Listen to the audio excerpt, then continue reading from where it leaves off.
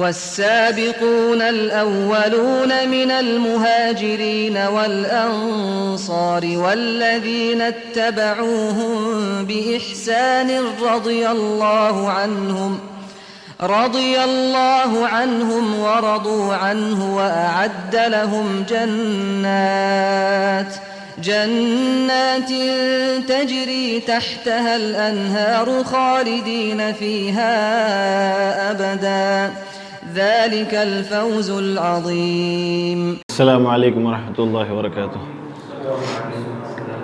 إن الحمد لله نحمده ونستعينه ونستغفره ونعوذ بالله من شرور أنفسنا ومن سيئات أعمالنا من يهده الله فلا مضل له ومن يضلله فلا هادي له وأشهد أن لا إله إلا الله وحده لا شريك له وأشهد أن محمدا عبده ورسوله. أما بعد فإن خير الحديث كتاب الله وخير الهدي هدي محمد صلى الله عليه وسلم وشر الأمور محدثاتها وكل محدثة بدعة وكل بدعة ضلالة وكل ضلالة في النار. أعوذ بالله السميع العليم من الشيطان الرجيم من همزه ونفخه ونفثه. بسم الله الرحمن الرحيम. मुअज़्ज़ज़ सामईन, कल हमने आपके सामने उमर रज़ियल्लाहु अन्हु की ताल्लुक़ से कुछ बातें बयान की थी। इंशाअल्लाह जो बक़िया बातें हैं आपके सामने बयान करने जा रहे हैं। सबसे पहले हम आपके सामने उमर रज़ियल्लाहु अन्हु के जो फ़ज़ाइल हैं, जो मनाक़िब हैं, उनको एक के बाद एक बयान करेंगे।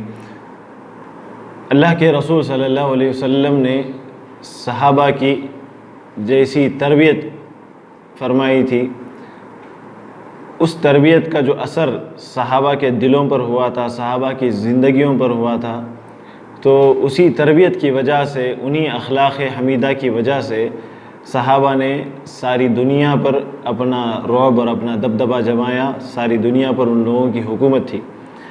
उमर रज़ियल्लाहु अन्हु, जिनके ताल्लुक़ से हमने अक्सर कहा आपके सामने कि उमर रज़ियल्लाहु अन्हु के अक़ीदे की ताकत, अक़ीदे की क़ुव्वत, उनका इतना मज़बूत अक़ीदा था, उनका मज़बूत इतना ईमान था कि शैतान भी उमर रज़ियल्लाहु अन्हु के रास्ते को देख कर बदल लेता अपना रास्ता। उमर रज़ियल्लाहु अन्हु जिस रास्ते से जाते, शैतान उस रास्ते को छोड़कर अपना रास्ता तब्दील कर लेता। ये इस वजह से था कि उनके अंदर ईमान की क़ुव्वत, अक़ीदे की पुख्तगी, मज़बूत अक़ीदा बहुत ज़्यादा था। इसी तरीक़े से अल्लाह के रसूल सल्लल्लाहु अलैहि वसल्लम के इस सहाबी को अल्लाह के रसूल ने कहा, मेरे बाद अगर कोई नबी होता तो वो उमर होते। उनकी फ़ज़ीलत बयान करने के लिए सिर्फ़ एक चीज़ काफ़ी है कि अल्लाह के रसूल ने कहा, मेरे बाद अगर कोई नबी होता तो वो उमर रज़ियल्लाहु अन्हु होते।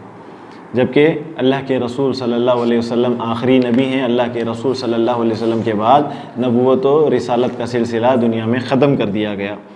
और इसी तरीक़े से अल्लाह के रसूल सल्लल्लाहु अलैहि वसल्लम ने ख्वाब में देखा कि अल्लाह के रसूल सल्लल्लाहु अलैहि वसल्लम के सामने लोगों को पेश किया जा रहा है। कुछ लोग आए हैं जिनके सीने तक ख़मीस पहनी हुई है, जिन लोगों का जुब्बा या ख़मीस जो है सीने तक है। कुछ लोग हैं जिनका ख़मीस जो है, जिनका कपड़ा उनके गिरेबानों तक है। कुछ लोग आए, उनका कपड़ा कुछ दूर तक है। लेकिन अल्लाह के रसूल ने कहा कि उमर रज़ियल्लाहु अन्हु की ख़मीस मैंने देखा कि ज़मीन में घसीटती हुई जा रही है। लोगों ने पूछा, अल्लाह के रसूल, उस ख़मीस से क्या मुराद है, इसकी ताबीर क्या है? अल्लाह के रसूल ने कहा, दीन का इल्म उतना ज़्यादा था उनके पास। यानी जितनी बड़ी ख़मीस, जितना बड़ा कुर्ता उनका था, उतना बड़ा जो है उनका इल्म था, उतना ज़्यादा इल्म उनके पास था। फिर इसी तरीक़े से अल्लाह के रसूल ने कहा कि बनी इज़राइल की कौम में कुछ लोग ऐसे हुआ करते, सही बुखारी की हदीस है, बनी इज़राइल की कौम में या पहली उम्मतों में ऐसे लोग हुआ करते थे जिनसे फ़रिश्ते बात किया करते थे, जबकि वो लोग नबी नहीं थे, लेकिन उनसे फ़रिश्ते बातें किया करते थे।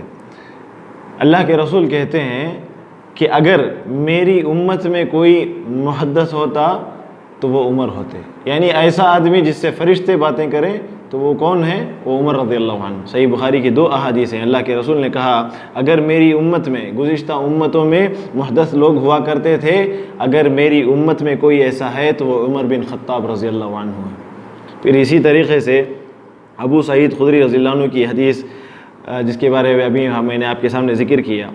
और एक चीज़, तिरमिज़ी की एक रिवायत है जिसमें हुज़ैफ़ा रज़ियल्लाहु अन्हु से उमर रज़ियल्लाहु अन्हु सवाल करते हैं, ए हुज़ैफ़ा, मुझे उन फितनों के बारे में बताओ जिसके बारे में अल्लाह के रसूल ने आप तुमसे बयान किया है। हुज़ैफ़ा रज़ियल्लाहु अन्हु कहते हैं कि आदमी का माल, आदमी का सदक़ा, आदमी का रोज़ा, ये सारी चीज़ें जो है अम्र बिल मारूफ़ और नही अनिल मुनकर के बदले में जो है हेच हो जाएंगी। तो उमर रज़ियल्लाहु अन्हु ने कहा, मैं उन फितनों के बारे में नहीं पूछ रहा हूँ, बल्कि उस फितने के बारे में पूछ रहा हूँ जो एकदम बहुत ज़्यादा तादाद में, यानी ऐसी तादाद में, हदीस में अल्फाज ऐसे हैं कि दरिया के मौजों की मानिंद वो फितने आएंगे। तो वो फितने कैसे होंगे? तो हुज़ैफ़ा रज़ियल्लाहु अन्हु ने कहा, ऐ उमर रज़ियल्लाहु अन्हु, उन फितनों के और आपके दरमियान एक दरवाज़ा है। उमर रज़ियल्लाहु अन्हु ने कहा, उस दरवाज़े को तोड़ा जाएगा या बंद कर, मतलब जो है उसको ख़त्म कर दिया जाएगा? तो हुज़ैफ़ा रज़ियल्लाहु अन्हु ने कहा, उस दरवाज़े को तोड़ दिया जाएगा। उमर रज़ियल्लाहु अन्हु कहते हैं, तो फिर शायद वो दरवाज़ा कभी बंद नहीं होगा।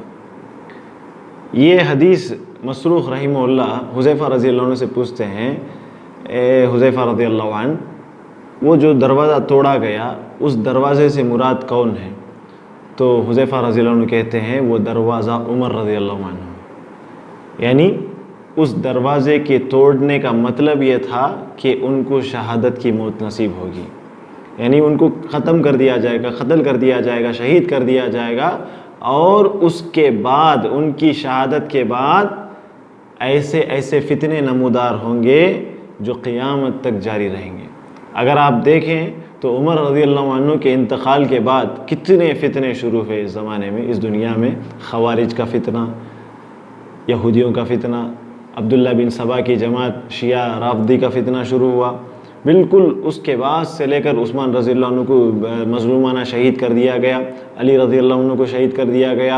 यानी फ़ितने चले आ रहे थे और ये फ़ितने कब तक नहीं रुकेंगे? क़ियामत तक ये फ़ितने जारी रहेंगे। उमर रज़ियल्लाहु अन्हु इतनी बड़ी शख्सियत थे कि उनके दरमियान उनको जो है अल्लाह ताला ने फ़ितनों के लिए सद्देबाब बना दिया था। वो अपने तमाम फ़ितनों के लिए सद्देबाब थे। उन्होंने उनकी अपनी ज़िंदगी में सारे फ़ितनों को ख़त्म कर दिया था, लेकिन जैसे ही उनकी मौत हुई, जैसे ही उनकी शहादत हुई, तो वो फ़ितने सारे जो है सर उठा लिए। फिर इसी तरीक़े से अबू बकर रज़ियल्लाहु अन्हु फरमाते हैं कि तमाम ज़मीन पर, इस ज़मीन में उमर रज़ियल्लाहु अन्हु से बढ़कर कोई शख्स मुझे पसंद नहीं, उमर रज़ियल्लाहु अन्हु से ज़्यादा मैं किसी और को नहीं चाहता। फिर इसी तरीक़े से अली रज़ियल्लाहु अन्हु कहते हैं कि जब कभी भी तुम सालिहीन का, नेक लोगों का तज़किरा करो तो उसमें सैयदना उमर रज़ियल्लाहु अन्हु का ज़िक्र करना ना भूलो। फिर इसी तरीक़े से इब्ने उमर, अब्दुल्ला बिन उमर रज़ियल्लाहु अन्हु, उमर रज़ियल्लाहु अन्हु के बेटे फरमाते हैं कि हमने उमर रज़ियल्लाहु अन्हु को सबसे ज़्यादा ज़हीन पाया, सबसे ज़्यादा चालाक थे। सैयदना इब्ने मसूद रज़ियल्लाहु अन्हु कहते हैं, अगर दुनिया भर का इल्म तराजू के एक पलड़े में रख दिया जाए और उमर रज़ियल्लाहु अन्हु का इल्म दूसरे पलड़े में रख कर तोला जाए तो उमर रज़ियल्लाहु अन्हु का पलड़ा भारी पड़ जाएगा। हुज़ैफ़ा रज़ियल्लाहु अन्हु कहते हैं कि दुनिया भर का इल्म उमर रज़ियल्लाहु अन्हु की गोद में पड़ा हुआ था, उतना ज़्यादा वो इल्म रखते थे। और यहाँ तक कि अल्लाह के रसूल सल्लल्लाहु अलैहि वसल्लम की ज़िंदगी में कई मरतबा ऐसे उनकी ज़ुबान से जो मशूरे निकले, उनकी ज़ुबान से जो राय अल्लाह के रसूल सल्लल्लाहु अलैहि वसल्लम के सामने उन्होंने पेश की, अल्लाह ताला ने उसको कुरानी आयत की शक्ल में नाजिल कर दिया। पर्दे का हुक्म देखिए, अज़ान जो हम आज देते हैं, अज़ान ख़ुद उमर रज़ियल्लाहु अन्हु की तजवीज़ थी। फिर इसी तरीक़े से मस्जिद बन गई, लेकिन लोगों को नमाज के लिए दावत कैसे दें, एक बहुत बड़ा मसला चल रहा था। तो उमर रज़ियल्लाहु अन्हु ने तजवीज़ पेश की कि अज़ान के ज़रिए से लोगों को मस्जिद की तरफ बुलाया जाए। तो अज़ान उनकी तजवीज़ के मुताबिक शुरू की गई। फिर इसी तरीक़े से पर्दे का हुक्म अल्लाह के रसूल सल्लल्लाहु अलैहि वसल्लम के बीवियाँ और फिर उनको जो है उम्महातुल मोमिनीन जिन्हें कहा जाता है, अल्लाह के रसूल से कहा, उमर रज़ियल्लाहु अन्हु ने आकर, अल्लाह के रसूल आपके पास मिलने के लिए बहुत सारे लोग आते हैं, क्या ही अच्छा होता कि आप अपनी बीवियों को पर्दे का हुक्म दे दें। उस वक्त तक पर्दा नहीं था। जैसे ही उमर रज़ियल्लाहु अन्हु ने कहा, अल्लाह ताला ने आयत हिजाब नाजिल कर दी, उसके बाद से सारी औरतों को पर्दे में रखा गया। तो बहुत सारी वाक़यात हैं जिनसे जो है, जिनको मुआफ़क़ात उमर कहा जाता है, जिनमें ऐसे ऐसे राय और ऐसे ऐसे मशवरे उन्होंने पेश किए जो बाद में अहकाम इलाही की शक्ल में नाजिल हुए। फिर इसी तरीक़े से उमर रज़ियल्लाहु अन्हु, उनका फ़ज़ल, उनका इल्म बहुत ज़्यादा था और उन्होंने अपनी सारी ज़िंदगी में उस इल्म फ़ज़ल को अल्लाह की राह में अपने सारे मुसलमान भाइयों की फ़लाह व बहबूद के लिए इस्तेमाल किया और तब चलकर उन्होंने एक बेहतरीन मिसाली हुकूमत क़ायम की, 10 साल का एक मुख्तसर सा अरसा, और उसमें उन्होंने जो जो खिदमात अंजाम दी, जैसा कि हमने कल आपके सामने बयान किया कि उन्होंने क्या क्या बनाया, पुलिस की चौकियाँ क़ायम की, मिलिट्री खाने क़ायम किए, फिर इसी तरीके से उस वक्त जो है महसूल का निज़ाम क़ायम किया गया, बैतुल माल क़ायम किया गया। ये सारी चीज़ें उन्होंने अपनी खिलाफत के दरमियान में की।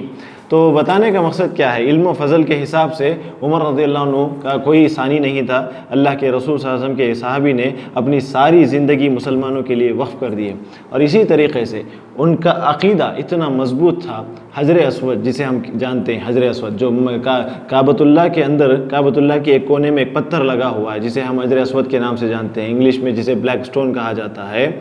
हाजी हज को जाने वाला या उम्रे को जाने वाला उसे चूमता है। अल्लाह के रसूल सल्लल्लाहु अलैहि वसल्लम की ये सुन्नत है कि अल्लाह के रसूल सल्लल्लाहु अलैहि वसल्लम उसे चूमते थे, उसे बोसा देते थे। लेकिन उमर रज़ियल्लाहु अन्हु का देखिए, उमर रज़ियल्लाहु अन्हु उसके सामने एक मरतबा जाकर खड़े होते हैं और कहते हैं कि मैं जानता हूँ कि तू पत्थर है, ना तो मुझे नफ़ा दे सकता है और ना तो मुझे नुकसान पहुंचा सकता है, लेकिन मैंने अल्लाह के रसूल सल्लल्लाहु अलैहि वसल्लम को तेरा बोसा लेते हुए देखा, तो उस हुक्म की तामील में, उस अमल की तामील में मैं भी जो है तेरा बोसा ले रहा हूँ। इब्न हजर रहिमहुल्लाह जो है इमाम तबरी के हवाले से लिखते हैं कि उमर फ़ारूक रज़ियल्लाहु अन्हु की ये बात इस वजह से थी कि उस वक्त जो है काबतुल्लाह के क़रीब और उस वक्त जो है वो लोग, बहुत सारे लोग इस्लाम के अंदर दाखिल हुए थे और बिल्कुल अभी उन्होंने बुतों की इबादत को छोड़ा था। जैसे ही वो इस्लाम में दाखिल हुए, उनके दिलों में ये शक ना पैदा हो जाए कि यहाँ भी जो है पत्थरों की इबादत की जाती है, यहाँ भी पत्थरों को चूमा जाता है। तो उमर रज़ियल्लाहु अन्हु ने ये बताकर, ये बात बयान करके उनके दिल से ये शुबा निकाल दिया कि हम इस पत्थर की ताज़ीम इसलिए करते हैं कि अल्लाह के रसूल ने हमें इसका हुक्म दिया है, वरना हमारी कोई अपनी इच्छा नहीं है या अपनी कोई मनमानी नहीं है कि हम इस पत्थर को बोसा दें। फिर इसी तरीके से हम इसकी इबादत पत्थर की अज़मत की वजह से नहीं करते, बल्कि अल्लाह के रसूल सल्लल्लाहु अलैहि वसल्लम की अमल की इक्तिदा करते हुए हम करते हैं। फिर इसके बाद इब्न हजर रहिमहुल्लाह फरमाते हैं कि उमर रज़ियल्लाहु अन्हु के इस फरमान में इस बात की तरफ इशारा है कि जिन उमूर शरइया में, ऐसी शरीयत के ऐसे काम जिसकी हिकमत और उसका मुकम्मल इल्म ना हो, मुसलमानों को चाहिए, मुसलमानों को तस्लीम और रज़ा का क़ायदा अपनाना चाहिए। ऐसी बहुत सारी चीज़ें हैं जिसका मतलब आपको समझ में नहीं आएगा, या कोई ऐसी चीज़ होगी जिसके बारे में आपको मुकम्मल इल्म नहीं है, लेकिन अगर आपके सामने अल्लाह और उसके रसूल का हुक्म आ जाए, अल्लाह और उसके रसूल की तफसीर आ जाए, तो बिलाशुबा अगर वो सही है तो आपको जो है बिला झिझक उस पर अमल करना पड़ेगा। उमर रज़ियल्लाहु अन्हु की ये तालीम, ये बात इस तरफ इशारा भी करती है कि उनको मालूम हो या ना मालूम, लेकिन अल्लाह और उसके रसूल का हुक्म है तो बिलाशुबा बिला झिझक उस पर अमल करना ज़रूरी है, ताकि सुन्नत का मुकम्मल इत्तिबा हो जाए, अगरचे कि आपको उसकी हिकमतें समझ में ना आए। और सुन्नत नबवी का इत्तिबा और उस पर जानिसार होने का जो जज्बा सहाबा इकराम रिज़वानुल्लाहि अलैहिम अजमईन का जो तरीक़ा था, इसी वजह से अल्लाह ताला की मदद जो है उनके साथ हमेशा शामिल हाल रहती थी। अक़ीदे की मजबूती के ताल्लुक़ से अगर हम बयान करना चाहें तो बैत रिज़वान का एक तज़किरा हम आपके सामने कर देते हैं। बैत रिज़वान वो बैत थी जब अल्लाह के रसूल सल्लल्लाहु अलैहि वसल्लम ने सुलह हुदैबिया से पहले हज करने के इरादे से मक्का तशरीफ़ ले गए। मदीने से हुदैबिया जो है मक्के से क़रीब एक मुक़ाम है, हुदैबिया नहीं बल्कि बैत रिज़वान जहाँ हुआ, तो मक्के से कुछ दूर पर एक मुकाम था, वहाँ अल्लाह के रसूल सल्लल्लाहु अलैहि वसल्लम ने पड़ाव डाला और पड़ाव डालने के बाद उस्मान रज़ी अल्लाह अन्हु को यानी अपने दामाद को भेजा मक्के के अंदर कि जाकर जो है मक्के में इजाज़त ले लो कि हम इस साल जो है उम्रा करने के लिए आ रहे हैं, तो हमें जो है उम्रा करने की इजाज़त दी जाए।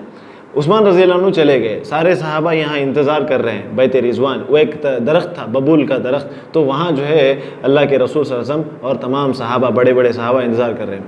बाद में थोड़ी देर के बाद एक अफवाह आती है कि उस्मान रज़ी अल्लाह अन्हु को मक्का वालों ने कत्ल कर दिया है। अल्लाह के रसूल सल्लल्लाहु अलैहि वसल्लम के पास ये खबर पहुँचती है, तो अल्लाह के रसूल सल्लल्लाहु अलैहि वसल्लम ने तमाम सहाबा से बैत ली कि जब तक हम उस्मान रज़ी अल्लाह अन्हु के कत्ल का बदला नहीं लेते यहाँ से वापस नहीं जाएंगे। तो उस वक्त जो सहाबा वहाँ थे, तकरीबन उनकी तादाद 1000 या 1500 के करीब थी, तो वो तमाम सहाबा ने अल्लाह के रसूल सल्लल्लाहु अलैहि वसल्लम के हाथ पर बैत की कि हम उस वक्त तक यहाँ से नहीं जाएंगे जब तक उस्मान रज़ी अल्लाह अन्हु की कत्ल का, उनकी शहादत का बदला ना ले लें। लेकिन बाद में वो खबर झूठी हुई, लेकिन अल्लाह के रसूल सल्लल्लाहु अलैहि वसल्लम ने उस वक्त बैत ले ली थी उनसे। इसको बैत रिज़वान कहा जाता है, उस दरख्त के नीचे हुई। बाद में मालूम हुआ कि उमर रज़ी अल्लाह अन्हु को कि कुछ लोग जो है उस दरख्त के पीछे, उस दरख्त के नीचे जहाँ बैत रिज़वान हुई थी, वहाँ जो है लोग नमाज़ें पढ़ने लगे हैं। आज भी हमारे साथ होता है, कहीं एक ख़बर वगैरह होती है, कहीं एक वली का मज़ार वगैरह होता है, मकबरा होता है, तो हम लोग वहाँ नमाज़ पढ़ने, धागा बांधने, नियाज़ बांधने, फातिहा दिलाने के लिए पहुँच जाते हैं। ये वबा उसी वक्त शुरू हो गई थी। तो उमर रज़ी अल्लाह अन्हु को जब ये मालूम हुआ कि कुछ लोग ऐसे कर रहे हैं, तो अल्लाह के रसूल के सहाबी उमर रज़ियल्लाहु अन्हु ने उनकी गिरफ्त की, उनको बुलाकर डांटा, उनको समझाया और उसके बाद उनको वार्निंग दी कि आइंदा ऐसा काम ना करना, और सहाबा को हुक्म दिया कि उस दरख्त को हमेशा के लिए काट दिया जाए। और उस दरख्त को बाद में हमेशा के लिए काट दिया गया ताकि उम्मत के अंदर शिरक बिदत ना पैदा हो। देखिए उनके अक़ीदे की मजबूती कैसी थी। आज हम छोटी छोटी बातों में अक़ीदे को, अपने अक़ीदे को बेच देते हैं, फ़रोख्त कर देते हैं। जैसा कि अल्लाह ताला ने ख़ुद कुरान मजीद में कहा, मामूली फ़ायदे के एवज़ अपने दीन को मत बेचो, अपने ईमान को ना बेचो। यहाँ हमारे साथ अक्सर होता है, घर में बच्चा बीमार हुआ तो फ़ौरन औरतें परेशान करके अपने मर्दों को, अपने घर वालों को परेशान करके ऐसे लोगों के पास ले जाती हैं, कहीं आमिल के पास पहुँच जाती हैं। और मैंने अपनी आँखों से कई बार मुशाहिदा ख़ुद किया है कि कुछ मुसलमान औरतें बाकायदा हिजाब और निक़ाब के साथ मंदिरों में पहुँच जाती हैं। नऊज़ुबिल्लाहि मिन ज़ालिक। ये इतना कमज़ोर अक़ीदा आज हमारे मुसलमानों के अंदर पाया जाए। लेकिन उमर रज़ियल्लाहु अन्हु का अक़ीदा देखिए, उन्होंने ख़ुद अपने अक़ीदे को दुरुस्त नहीं किया, बल्कि तमाम मुसलमानों की फ़िक्र की कि कहीं लोग इसको पूजा का मरकज़ ना बना लें। तो उन्होंने वो दरख्त को ही काट दिया कि ये दरख्त यहाँ रहा तो ही मुसीबत है, तो इसको ही निकाल देना। तो उन्होंने निकाल दिया। फिर इसी तरीक़े से उमर रज़ियल्लाहु अन्हु के ज़माने में तुस्तर नामी एक इलाक़ा फ़तह हुआ। जब वहाँ फ़तह हुआ तो वहाँ जो है दानियाल अलैहिस्सलाम की ख़बर दरियाफ़्त हुई। तो दानियाल अलैहिस्सलाम की लाश वहाँ से मिली।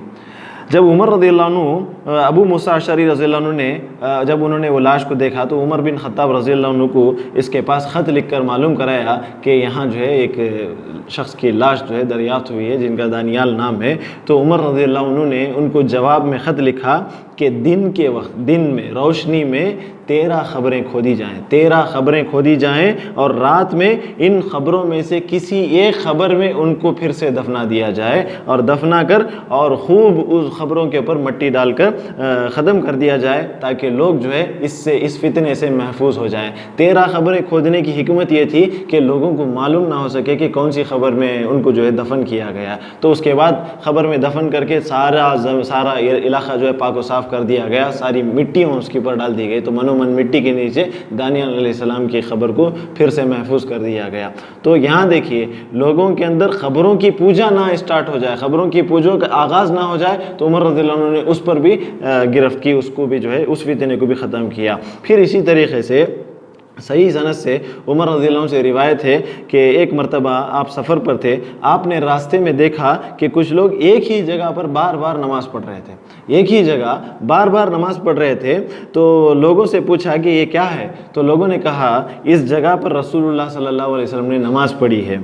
आपने फरमाया, उमर रज़ियल्लाहु अन्हु कहें, तुमसे पहली जो उम्मतें हिलाक हुई थी उसकी वजह यही थी कि उन्होंने अम्बिया अलैहिस्सलातु वस्सलाम के जो बखिया, जो उनकी जो बाक़ियात हैं, उनके जो आसार हैं, उनको जो है सजदागाह बना लिया कि अगर किसी का नमाज का वक्त यहाँ हो जाए तो पढ़ ले, वरना आगे बढ़ जाए। बाद में उन्होंने हुक्म दिया अगर कोई आदमी यहाँ से गुज़र रहा है, नमाज का वक्त हो जाए तो पढ़े, वरना यहाँ कोई ज़रूरी ना समझे कि यहाँ से गुज़रने वाला हर आदमी नमाज़ पढ़े। देखिए अक़ीदे की बारीकियाँ किस तरीक़े से उन्होंने इस उम्मत में जो है शिर्क व बिदअत को रोका है। इसी वजह से अल्लाह के रसूल अल्लाह के रसूल ने कहा था कि जो है उमर रज़ियल्लाहु अन्हु का उनकी शहादत के बाद जो है फितने जो है दरिया की मौजों की तरह अंदर आ जाएंगे। उस वक्त तक एक फ़ितना ज़ाहिर नहीं हुआ, उस वक्त तक जब तक उमर रज़ियल्लाहु अन्हु ज़िंदा थे। फिर इसी तरीक़े से उमर रज़ियल्लाहु अन्हु ने खिलाफत क़ायम होने के बाद एक बहुत बड़ा काम दिया, वो बहुत बड़ा काम अंजाम दिया। वो काम ये था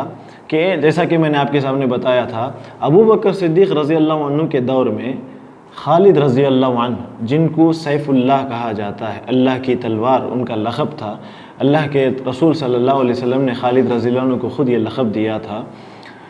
खालिद रज़ियल्लाहु अन्हु बहुत बड़े सहाबी, जर्नल सहाबी थे, बहुत बहादुर सहाबी थे और इतने ज़हीन कमांडर थे।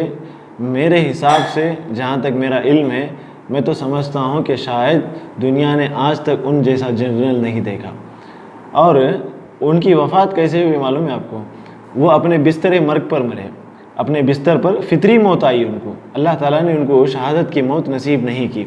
अहले इल्म इस ताल्लुक़ से कहते हैं कि अल्लाह ताला ने खालिद रज़ियल्लाहु अन्हु को इसलिए शहादत की मौत नहीं दी कि अगर वो शहीद कर दिए जाएं तो कुफ़ार और मुशरिकीन कहेंगे कि अल्लाह की तलवार टूट गई है, तो इस वजह से अल्लाह ताला ने उनको शहादत की मौत नहीं दी, बल्कि अल्लाह ताला के उस खालिद रज़ियल्लाहु अन्हु को अल्लाह ताला ने फितरी मौत से नवाजा। अपने बिस्तर मर्ग पर उन्होंने अपने दार फ़ानी को कूच किया।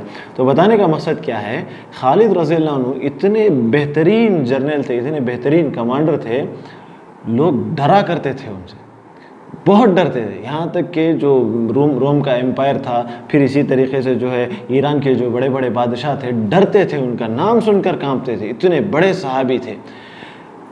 जब अबू बकर सिद्दीक़ रज़ियल्लाहु अन्हु ने उनको शाम के महाज पर और इराक़ के महाज पर भेजा तो उन्होंने सारा इलाक़ा फ़तह कर लिया।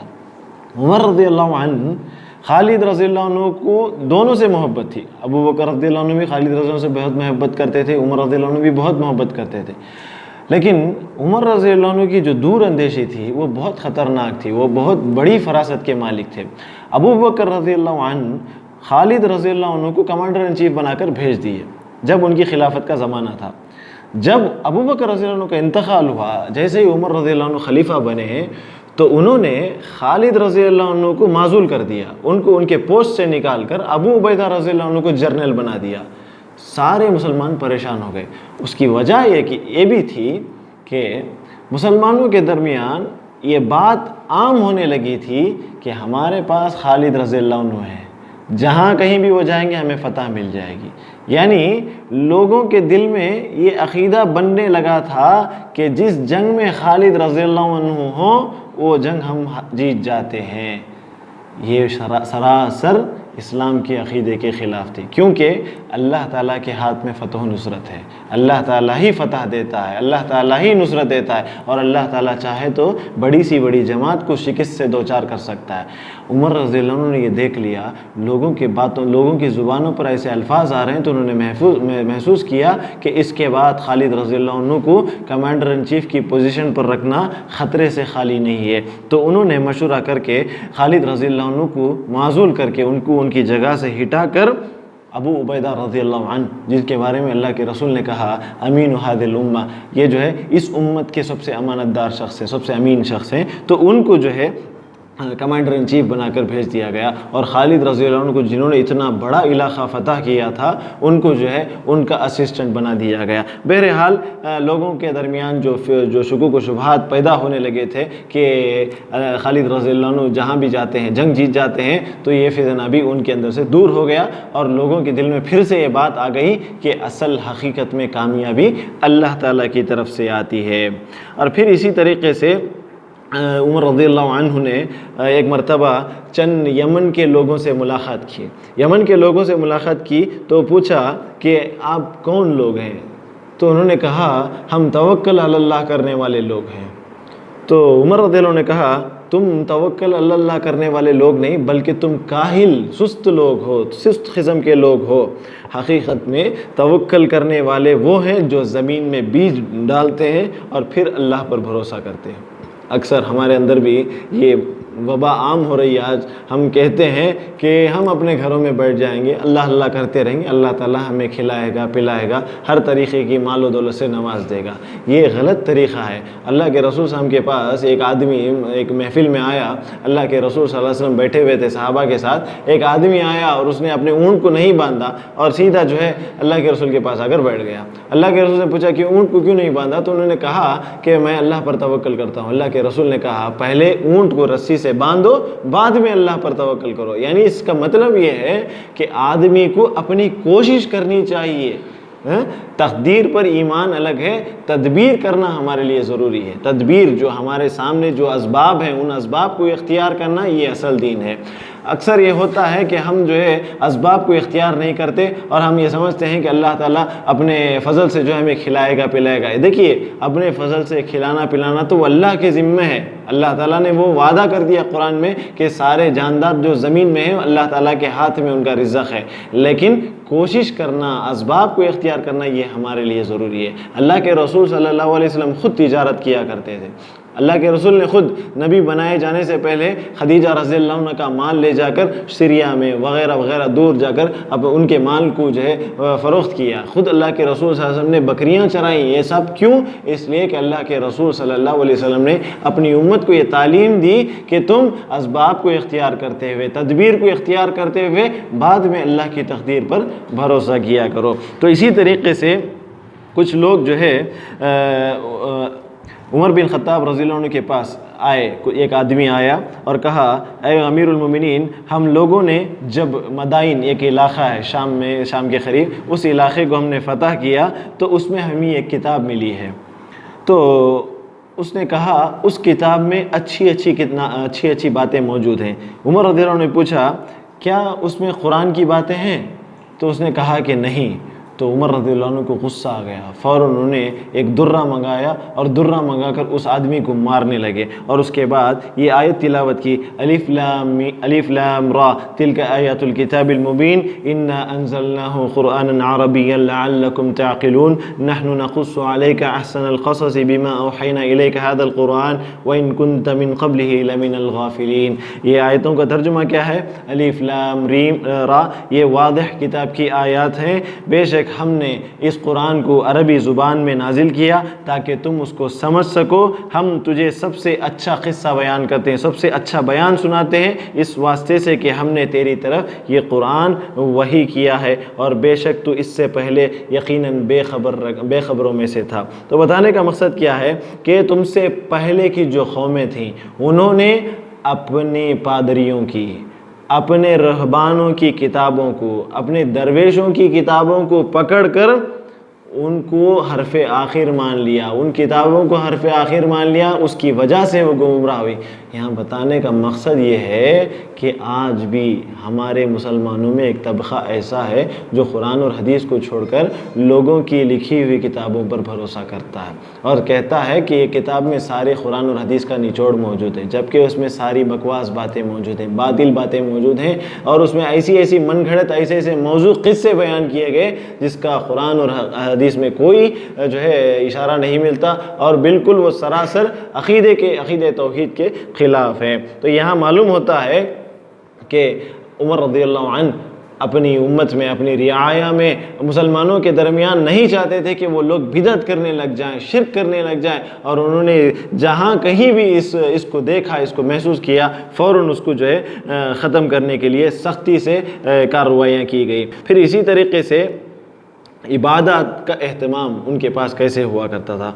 उमर फ़ारूक रज़ियल्लाहु अन्हु ने किताब और सुन्नत के मुताबिक सही मुताले से ये समझ लिया था कि इबादत की अंजाम दही, इबादत करने के लिए वो इबादत करना ही असल दीन का नाम है। इबादत ही असल दीन का नाम है, पूरा दीन इबादत में दाखिल है। तो इस ताल्लुक़ से वो इबादत जो है खूब ज़्यादा से ज़्यादा इबादत करते थे, नफली नमाज़ों में, सदक़ात व खैरात में आगे थे। और आप अपनी नमाज़ों में हमेशा मुजाहिदीन के लिए दुआएँ किया करते थे और खुनूत पढ़ते। चुनाचे आपने अहले किताब से जंग लड़ी तो फ़र्ज़ नमाज में भी उन पर जो है बद्दुआ की गई, दुआए खुनूत नाजिला पढ़ के दुआएँ की गई। फिर इसी तरीके से सूरह यूसुफ़ की जो आयत है जिसमें याक़ूब अलैहिस्सलाम कहते हैं इन्नमा अश्कु बस्ती व हुज़्नी इलल्लाह, जब इस आयत पर पहुँचे तो इतना रोए कि हिचकियाँ बन गई उनकी, लोग जो है उनकी हिचकियों की आवाज़ सुनने लगे।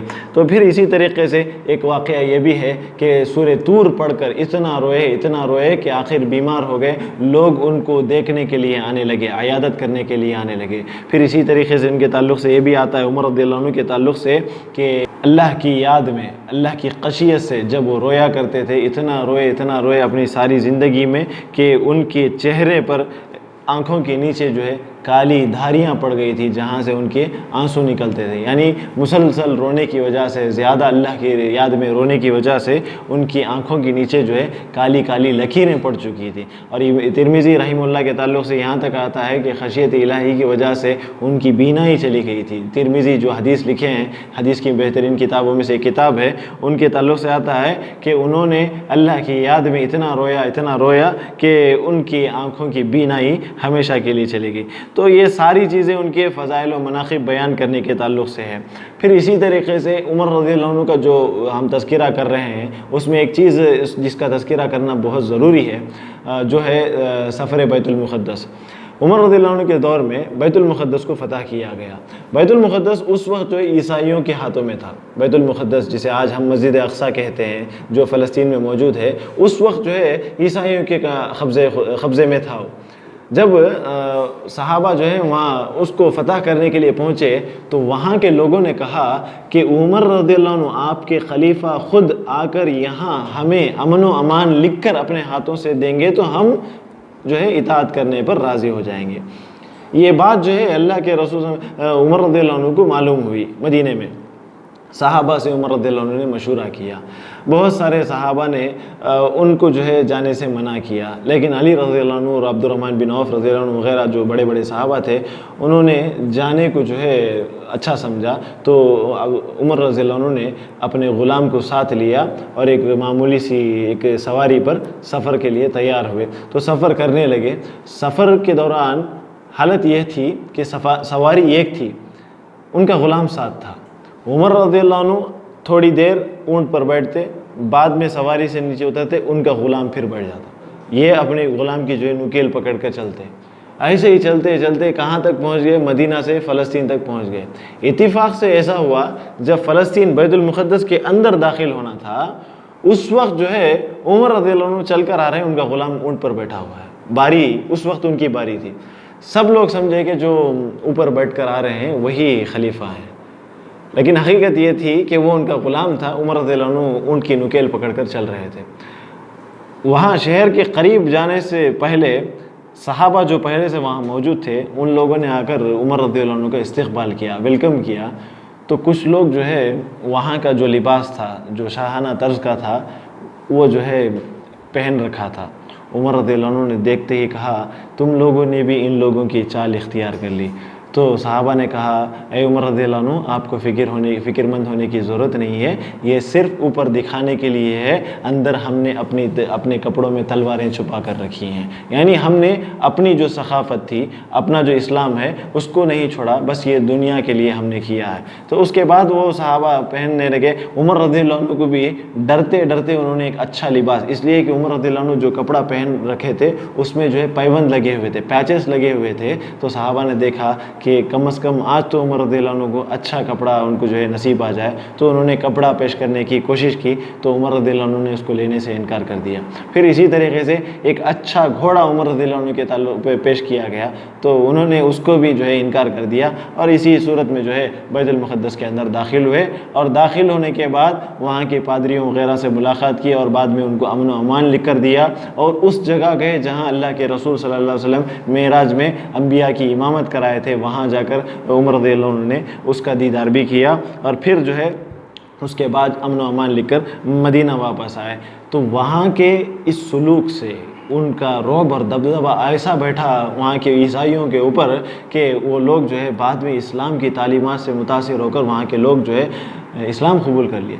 एक वक्त ऐसा आया कि एक शहर था जो मुसलमानों के कब्ज़े में था, लेकिन एक मौका ऐसा आया कि मुसलमानों की फ़ौज की कमी हो गई, फ़ौज के लश्कर में कमी हो गई। तो सहाबा जो वहाँ से एक इलाके को जब मुसलमान फतह करते हैं तो उनसे टैक्स वसूल करते हैं, जिज़िया लेते हैं। जिज़िया लेकर उनकी हिफाजत की ज़िम्मेदारी मुसलमानों के पास होती है। जब एक लश्कर की ज़रूरत पड़ी, लश्कर की कमी हो गई, तो खालिद रज़ियल्लाहु अन्हु ने ख़त लिखा कि मुझे लश्कर की कमी हो गई है, कुछ लोगों की ज़रूरत है, आप जो है मुझे जो है कुमक भेजें। तो वहाँ के जो सहाबा थे, वहाँ जो उस शहर को जो हिफाजत के ऊपर मामूर थे, उन सहाबा ने जो क्या किया, वो जो सारा टैक्स उन्होंने लिया था उन लोगों से सारा वापस कर दिया उनसे, और कहा कि आज से हम आपकी हिफाजत नहीं कर सकते, इसलिए कि हम यहाँ से जा रहे हैं, आप ये जो है जिज़िया पकड़ें। तो वहाँ के ईसाई सारे रोने लगे और सारा माल जो उन्होंने वापस दिया था फिर वापस दे दिया कि आप रख लें, आप जो है बिल्कुल आराम से जाएं। और बाकायदा उन्होंने उनका ताउन भी किया।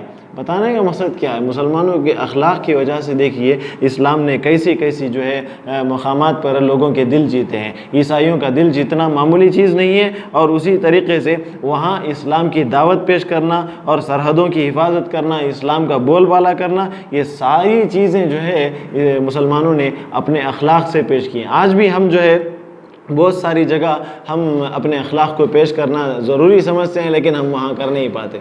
अक्सर हम अपने अखलाक की वजह से लोगों में बदनाम हो रहे हैं। और मैं तो यहाँ तक कहता हूँ कि जितने सारे अच्छे अखलाक मुसलमानों के थे एक दौर में, वो सारे अच्छे अखलाक आज गैर मुस्लिमों में पाए जा रहे हैं। और जो गैर मुस्लिमों के अंदर जो बुरे अखलाक थे, अखलाक सय्या थे, वो सारे अखलाक धीरे धीरे मुसलमानों के अंदर जो है दाखिल हो रहे हैं। ये अफसोस की बात है, इसको जो है बदलने की ज़रूरत है। और अल्लाह के रसूल सल्लल्लाहु अलैहि वसल्लम ने खुद कहा कि जन्नत में आदमी जो है जिस चीज़ की वजह से ज़्यादा जन्नत में जाएंगे वो हुस्न अखलाक है। हुस्न अखलाक हर आदमी को अपनाने की ज़रूरत है। अल्लाह के रसूल सल्लल्लाहु अलैहि वसल्लम के अखलाक के ताल्लुक़ से एक आदमी ने आयशा रज़ियल्लाहु अन्हा से सवाल किया, आयशा रज़ियल्लाहु अन्हा, अल्लाह के रसूल सल्लल्लाहु अलैहि वसल्लम के अखलाक कैसे थे? तो आयशा रज़ियल्लाहु अन्हा ने कहा, क्या तुमने कुरान नहीं पढ़ा? और उसने कहा कि हाँ मैंने कुरान पढ़ा है। तो आयशा रज़ियल्लाहु अन्हा ने कहा, अल्लाह के रसूल सल्लल्लाहु अलैहि वसल्लम के अखलाक बिल्कुल कुरान जैसे थे। यानी कुरान ने जैसे जैसे कहा वैसे वैसे अल्लाह के रसूल सल्लल्लाहु अलैहि वसल्लम ने अपनी ज़िंदगी में अखलाक को अपनाया है। और यहाँ तक कि अल्लाह ताला ने ख़ुद कुरान मजीद में अल्लाह के रसूल के ताल्लुक़ से कहा, व इन्नका लअला खुलुक़िन अज़ीम, आप जो है अखलाक के सबसे बुलंद मुकाम पर फाइज़ हैं। तो अल्लाह के रसूल सल्लल्लाहु अलैहि वसल्लम ने इन अखलाक को अपने सहाबा में पैदा किया, ऐसी तरबियत उनकी की कि जहाँ कहीं भी जाते लोगों का दिल जीत लेते थे। ये असल चीज़ जो है हमारे लिए समझने की, सोचने की और इस पर गौर करने की ज़रूरत है। बिल्कुल इसी तरीके से उमर रज़ियल्लाहु अन्हु के ताल्लुक़ से अगर हम बात करना चाहें तो बहुत ज़्यादा हम जो है उसके ताल्लुक़ से बात कर सकते हैं। अगर आप लोग चाहते हैं कि उमर रज़ियल्लाहु अन्हु की मुकम्मल तारीख़ पढ़ें तो हम आपको मशवरा देते हैं कि अली मोहम्मद सल्लबी की एक किताब है उमर रज़ियल्लाहु अन्हु के ताल्लुक़ से, उमर रज़ियल्लाहु अन्हु शख्सियत और में इस किताब को जो है आप पढ़ें। अगर आप उर्दू ज़ुबान जानते हैं तो उर्दू में किताब मौजूद है, या अरबी ज़ुबान जानते हैं तो अरबी में ये किताब मौजूद है, या फिर आप अंग्रेज़ी में पढ़ना चाहते हैं तो अंग्रेज़ी में भी ये इस किताब का जो है तर्जुमा किया गया है। आप इस किताब को लेकर पढ़ सकते हैं। आइए हम आगे बढ़ते हुए हम अमीरुल मोमिनीन उमर फ़ारूक़ रज़ियल्लाहु अन्हु की आखिरी जो ज़िंदगी के हालात थे उसके ताल्लुक़ से कुछ आपके सामने बयान करते हैं कि फ़ितनों से मुतल्लक़ सैयदना हुज़ैफ़ा रज़ियल्लाहु अन्हु के पास उमर रज़ियल्लाहु अन्हु ने पूछा कि फ़ितने के बारे में अल्लाह के रसूल सल्लल्लाहु अलैहि वसल्लम ने आपके पास जो हदीस बयान की थी, आप जो है वो कौन किसे जो है ज़्यादा से ज़्यादा सही तरीक़े से हर्फ ब हर्फ किसे याद है वो हदीस? तो हुज़ैफ़ा रज़ियल्लाहु अन्हु ने कहा कि वो हदीस मुझे याद है। तो उमर रज़ियल्लाहु अन्हु ने कहा कि आप जो है मुझे वो हदीस सुनाइए। तो उन्होंने हदीस सुनानी शुरू की कि आदमी घर बार मालो दौलत अपने अहलो अयाल और पड़ोसी और अपनी ज़ात से मुतल्लक़ जिस फितने में गिरफ़्तार होता है उसके लिए नमाज, रोज़ा, सदक़ात व खैरात, अम्र बिल मारूफ़ यानी भलाइयों का हुक्म देना, नही अनिल मुनकर बुराइयों से रोकना कफ़ारा बन जाते हैं। यानी छोटे छोटे जो गुनाह हैं वो हमारे लिए, जो नमाज है, जो सदक़ा है, जो रोज़ा है, वो हमारे लिए गुनाहों का कफ़ारा बन जाता है। जो सगीरा गुनाह है, कबीरा गुनाहों के लिए तौबा करना ज़रूरी है। तो उमर रज़ियल्लाहु अन्हु ने कहा, मैं इन छोटे फितनों के ताल्लुक़ से आपसे नहीं पूछ रहा हूँ, बल्कि उन फितनों के बारे में पूछना चाहता हूँ जो समंदर की मौज के बराबर आएंगे। तो अल्लाह के रसूल सल्लल्लाहु अलैहि वसल्लम के सहाबी हुज़ैफ़ा रज़ियल्लाहु अन्हु ने कहा, ए अमीरुल मोमिनीन, आपको इन फितनों से क्या खौफ है? तो उन्होंने कहा, आपके और उन फितनों के दरमियान एक बंद दरवाज़ा है। उमर रज़ियल्लाहु अन्हु ने पूछा, ये दरवाज़ा खोला जाएगा या तोड़ा जाएगा? हुज़ैफ़ा रज़ियल्लाहु अन्हु ने कहा, बल्कि ये दरवाज़ा तोड़ दिया जाएगा। तो उमर रज़ियल्लाहु अन्हु ने कहा, फिर तो वो दरवाज़ा कभी बंद ना होगा। हुज़ैफ़ा रज़ियल्लाहु अन्हु से रिवायत करने वाले रावी अबू वाइल कहते हैं कि मैंने हुज़ैफ़ा रज़ियल्लाहु अन्हु से पूछा, क्या उमर रज़ियल्लाहु अन्हु उस दरवाज़े को जानते थे? हुज़ैफ़ा रज़ियल्लाहु अन्हु ने कहा, ऐसे ही जैसे कि यकीन है कि आज की रात कल के दिन से पहले। यानी उनको बिल्कुल यकीन था कि मैं ही वो दरवाज़ा हूँ। यानी उमर रज़ियल्लाहु अन्हु खुद जानते थे और यकीन की वजह से उन्होंने पूछा। और मसरूक़ रहीमुल्लाह से अबू वाइल ने कहा कि आप हुज़ैफ़ा रज़ियल्लाहु अन्हु से पूछें कि वो दरवाज़ा कौन है। तो हुज़ैफ़ा रज़ियल्लाहु अन्हु ने कहा, वो दरवाज़ा जो है उमर रज़ियल्लाहु अन्हु है। और बाद में उमर रज़ियल्लाहु अन्हु का जैसे ही इंतकाल हुआ, जैसे ही उनकी शहादत हुई, तो उसके बाद जो है इस्लाम के अंदर, उम्मत के अंदर ऐसे ऐसे फितने ज़ाहिर होने शुरू हुए, जैसे ख़वारिज का फितना, अब्दुल्ला बिन सबा की जमात का फितना, ये सारे फितने उसी के बाद से शुरू हुए। तो जब तक उमर रज़ियल्लाहु अन्हु ज़िंदा थे उस वक्त तक जो है इस्लाम और मुसलमान बिल्कुल महफूज थे। और इसी तरीक़े से अनस बिन मालिक रज़ियल्लाहु अन्हु रिवायत करते हैं कि जो शहादत का जो तज़किरा यानी तोड़ना, दरवाज़ा तोड़ने से मुराद है उनको शहीद कर दिया जाएगा, वो मुराद थी वहाँ।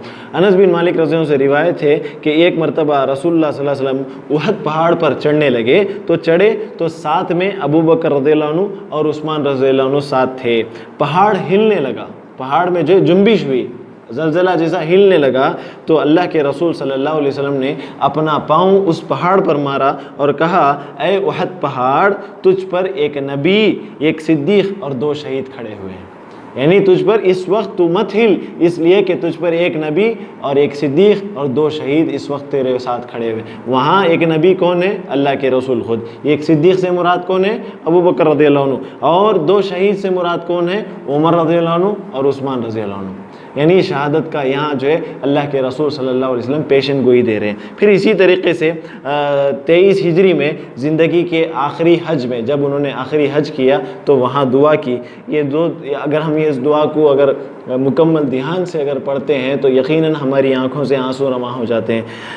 सईद बिन मुसैब रहीमुल्लाह से रिवायत है कि सैयदना उमर रज़ियल्लाहु अन्हु जब मीना से वापस आए तो अपने ऊँट को बिठाया और वहाँ जो है जो संगरेज़े, जो कंकरियाँ वहाँ पड़ी हुई थी, उसको उठाकर जमा करके एक चबूतरा जैसा बनाया। वहाँ पत्थर जो मौजूद थे उसको जमा करके एक चबूतरा जैसा बनाया और उस पर अपनी चादर डालकर वहाँ जो है फिर उस पर लेट गए और आसमान की तरफ दोनों हाथ उठाकर दुआ करने लगे, ए अल्लाह, मैं बूढ़ा हो चुका हूँ, मेरी क़ुव्वत जवाब दे रही है, रियाया सारी ज़मीन पर फैल चुकी है, यानी मुसलमान हर जगह ज़मीन पर फैल चुके हैं, तू अब मुझे अपने पास बुला ले, अब मुझे अपने पास बुला ले, इसलिए कि मेरा दामन अज्ज़ो मलामत से पाक हो जाए। फिर आप जो है उस दुआ को करने के बाद मदीना मुनव्वरा वापस लाते हैं।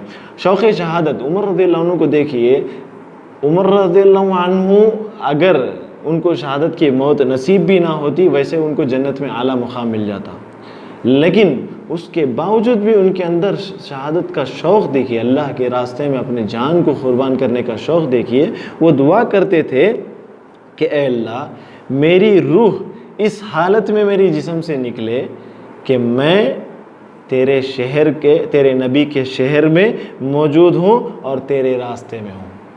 उनकी दुआ क्या थी? अल्लाहुम्मा रज़ुक़नी शहादतन फ़ी बलदी रसूलिक, ऐ अल्लाह, मुझे तेरे नबी के शहर में शहादत की मौत नसीब फरमा। अक्सर लोग उनको सवाल करते थे, ऐ उमर रज़ियल्लाहु अन्हु, आप ये दुआ करते हैं, शहादत की मौत उसी वक्त नसीब होगी जब आप कुफ़ार से लड़ेंगे, और मदीने के अंदर कोई काफिर आपको क़त्ल करने वाला नहीं, तो आपको कैसे जो है शहादत की मौत नसीब होगी। तो उमर रज़ियल्लाहु अन्हु कहते हैं पता नहीं मेरी मुराद ये कब पूरी होगी, फिर कहते जब अल्लाह चाहेगा मुझे वैसी ही मौत नसीब होगी। तो यकीन उतना था कि अल्लाह ताला पर, वो इस यकीन के साथ दुआ मांगते थे कि अल्लाह ताला मेरी दुआओं को ज़रूर ब ज़रूर कबूल करेगा। फिर इसी तरीके से शहादत की तमन्ना करना मुस्तहब है और उसे मौत की तमन्ना का हुक्म नहीं कहा जाएगा। औफ बिन मालिक जो है एक ताबई हैं, वो ख्वाब बयान करते हैं कि मैंने अबू बकर सिद्दीक़ रज़ियल्लाहु अन्हु के दौरे हुकूमत में ये ख्वाब देखा कि आसमान से एक रस्सी लटक रही है, तो लोग आगे बढ़ बढ़कर उसे पकड़ना चाहते हैं, लेकिन उमर रज़ियल्लाहु अन्हु सब लोगों से आगे बढ़ गए और 3 गज़ आगे जो है उस रस्सी को पकड़कर चढ़ गए। मैंने सोचा दिल में कि इसकी ख्वाब की ताबीर क्या हो सकती है। फिर ख्याल आया कि वो इस दुनिया में अल्लाह के खुलफा में से एक खलीफा होंगे और हक़ के लिए किसी मलामत करने वाले की मलामत की परवाह नहीं करेंगे और शहादत की मौत मरेंगे। औफ कहते हैं कि जब सुबह हुई तो मैंने ये ख्वाब अबू बकर रज़ियल्लाहु अन्हु के सामने बयान किया। अबू बकर रज़ियल्लाहु अन्हु ने कहा, ऐ लड़के तुम जाओ और अबू हफ्स को यानी उमर रज़ियल्लाहु अन्हु को मेरे पास लेकर आओ। उमर रज़ियल्लाहु अन्हु जब आए तो उन्होंने अबू बकर रज़ियल्लाहु अन्हु ने उस लड़के से कहा, औफ रहीमुल्लाह से कहा, तुम उस ख्वाब को अब बयान करो। उमर रज़ियल्लाहु अन्हु के सामने जब औफ रहीमुल्लाह ख्वाब बयान करने लगे, जब उन्होंने कहा कि इस दुनिया में से अल्लाह के खलीफा में से खुलफा में से एक खलीफा होंगे, तो उमर रज़ियल्लाहु अन्हु ने कहा, चुप हो जा, क्या सोने वाला ये सब कुछ देख सकता है, तू खामोश हो जा। तो उन्होंने खामोश कर दिया। अबू बकर रज़ियल्लाहु अन्हु ने कहा, तुम अपना ख्वाब बताते रहो। उनसे कहते हैं कि तुम अपना ख्वाब बताओ, लेकिन उमर रज़ियल्लाहु अन्हु कहते हैं तुम अपना ख्वाब बयान मत करो। बात क्या है, उमर रज़ियल्लाहु अन्हु जब अपने दौरे हुकूमत में आए, जब उनकी खिलाफत का वक्त आया, जब अल्लाह के अबू बकर सिद्दीक़ रज़ियल्लाहु अन्हु इंतकाल कर चुके थे, तो फिर औफ रहीमुल्लाह को उन्होंने बुलाया और कहा कि तुमने जो ख्वाब देखा था उस ख्वाब को अब बयान करो। तो जब उन्होंने ख्वाब बयान करना शुरू किया तो उन्होंने कहा कि उसमें आप जो है अल्लाह के खलीफा बनेंगे, ज़मीन पर अल्लाह के खुलफा में से खुलफा होंगे। तो उन्होंने जब ये बात कही तो उन्होंने कहा, देखिए तुम तो जानते हो कि मैं अल्लाह का खलीफा बन चुका हूँ, अब खिलाफत की ज़िम्मेदारी मेरे पास है। मलामत की बात जहाँ तक आपने कही कि मैं किसी की मलामत की परवाह ना करूँगा, उसके ताल्लुक़ से उम्मीद है कि इस सिलसिले में अल्लाह ताला को मेरे मौक़िफ़ की, मेरी नीयत की मुकम्मल ख़बर होगी। और जहाँ तक बात यह है कि मैं शहादत की मौत मरूँगा, वो शहादत कैसे होगी जबकि मैं जो है जज़ीरे अरब में मौजूद ही, यानी मैं मदीने के अंदर मौजूद हूँ। इस वक्त मुझे कौन शहीद करेगा, कौन गैर मुस्लिम यहाँ आएगा? इसलिए कि शहादत के लिए शर्त यह है कि आदमी उसी वक्त शहीद तस्वुर किया जाएगा जब वो अल्लाह की राह में जंग लड़ रहा हो और कुफ़ार के हथियार से उसको क़त्ल कर दिया जाए। तो यहाँ उस ख्वाब को फिर से बयान करने के बाद एक और रिवायत में ये भी तज़किरा मिलता है कि औफ रज़ियल्लाहु अन्हु ने, औफ रहीमुल्लाह ने उमर रज़ियल्लाहु अन्हु से पूछा, ए उमर रज़ियल्लाहु अन्हु, आपने जब उस दिन मैंने अबू बकर रज़ियल्लाहु अन्हु के सामने इस ख्वाब को बयान किया था तो आपने मुझे रोक दिया था, लेकिन आप आज मुझे बोल रहे हैं कि वो ख्वाब सुनाओ। तो उमर रज़ियल्लाहु अन्हु ने कहा, मैं अबू बकर सिद्दीक़ रज़ियल्लाहु अन्हु के सामने शर्मिंदा नहीं होना चाहता था। तुम अबू बकर सिद्दीक़ रज़ियल्लाहु अन्हु को शर्मिंदा कर रहे थे मेरे सामने, मैं नहीं चाहता था कि मेरे सामने अबू बकर रज़ियल्लाहु अन्हु शर्मिंदा हो सकें। तो बहरहाल इसी तरीके से सैयदना उमर रज़ियल्लाहु अन्हु की खिलाफत के वफ़ात के ताल्लुक़ से अबू मूसा अशअरी रज़ियल्लाहु अन्हु ने भी एक ख्वाब देखा था। वो ख्वाब क्या था कि अबू मूसा अशअरी रज़ियल्लाहु अन्हु बयान करते हैं कि मैंने ख्वाब देखा कि उम्दा नस्ल के बहुत सारे घोड़ों को मैं लिए हुए हूँ, लेकिन सब एक के बाद दीगरे कमज़ोर और सुस्त होते चले गए। सिर्फ एक घोड़ा अपनी हालत पर बाकी रहा। मैं उसे लेकर पहाड़ पर चढ़ आया जिस पर खड़ा होना मुमकिन न था। मैंने देखा कि वहाँ रसूलुल्लाह सल्लल्लाहु अलैहि वसल्लम और उनके साथ अबू बकर सिद्दीक़ रज़ियल्लाहु अन्हु मौजूद हैं और वो उमर रज़ियल्लाहु अन्हु को इशारा कर रहे हैं कि तुम हमारे पास आ जाओ। रावी कहते हैं कि आप इस ख्वाब की इतला उमर रज़ियल्लाहु अन्हु को क्यों नहीं देते? तो अबू मूसा अशरी रज़ियल्लाहु अन्हु ने कहा कि मैं उनकी वफ़ात की ख़बर उनको सुनाना नहीं चाहता। बिल्कुल इसी तरीके से मदीने में सैयदना उमर रज़ियल्लाहु अन्हु ने अपनी ज़िंदगी का आखिरी खुतबा जुमा दिया। सैयदना उमर रज़ियल्लाहु अन्हु ने 21 ज़िलहिज्जा 23 हिजरी को अपनी ज़िंदगी का जो आखिरी खुतबा जुमा दिया था, उसके कुछ हिस्से को अब्दुर्रहमान बिन औफ रज़ियल्लाहु अन्हु ने ज़िक्र किया है। उस खुतबे में है कि उमर रज़ियल्लाहु अन्हु ने अपने ख्वाब में, अपने बारे में अपने ख्वाब को लोगों से बयान किया और ख़ुद ही उसकी ताबीर बताई। उन्होंने एक ख्वाब देखा था, उस ख्वाब की ताबीर क्या थी, वो ख्वाब क्या था? वो ख्वाब ये था कि खुतबे के दौरान उमर रज़ियल्लाहु अन्हु ने कहा, मैंने ये ख्वाब देखा है कि मैं उसे अपनी मौत का पैगाम समझता हूँ। मैंने देखा कि एक मुर्गा मुझे 2 ठोंगे मार रहा है और कुछ लोग मुझसे अपने बाद होने वाले खलीफे की नामज़दगी का मुतालबा कर रहे हैं। अल्लाह ताला अपने दीन, खिलाफत और इस्लामी शरीयत को ज़ाय नहीं करेगा। बस अगर मैं जल्द ही इस दुनिया से चल बसूं तो 6 लोगों में से किसी को चाहे तुम खलीफा मुकर्रर कर लेना। तो उसके बाद ज़ख्मी उमर रज़ियल्लाहु अन्हु शहादत की, जब उनको शहादत होती है तो बाद उनको 6 लोगों को नामज़द किया जाता है। उमर रज़ियल्लाहु अन्हु ने अपनी शहादत से 4 दिन पहले 23 हिजरी ज़िलहिज्जा बरोज़ इतवार के दिन जो है 2 सहाबा हुज़ैफ़ा बिन यमान रज़ियल्लाहु अन्हु और सहल बिन हनीफ़ रज़ियल्लाहु अन्हु से मुलाकात की।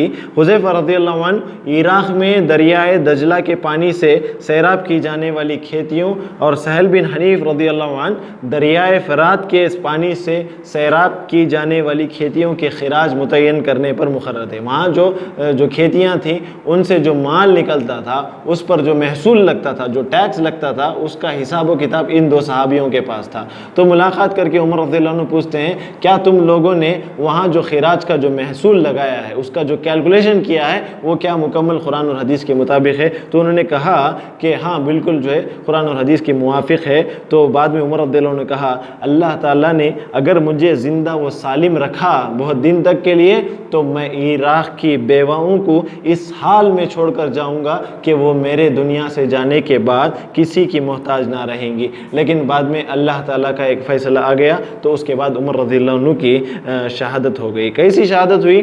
सैयदना उमर रज़ियल्लाहु अन्हु की शहादत का ये है कि अमर बिन मैमून रहमहुल्लाह बयान करते हैं कि जिस दिन उमर रज़ियल्लाहु अन्हु को शहीद किया गया, ज़ख्मी किया गया, उस दिन फ़जर की नमाज में वो सफ़ बनाते हुए सफ़ बंदी करने के लिए खड़े थे।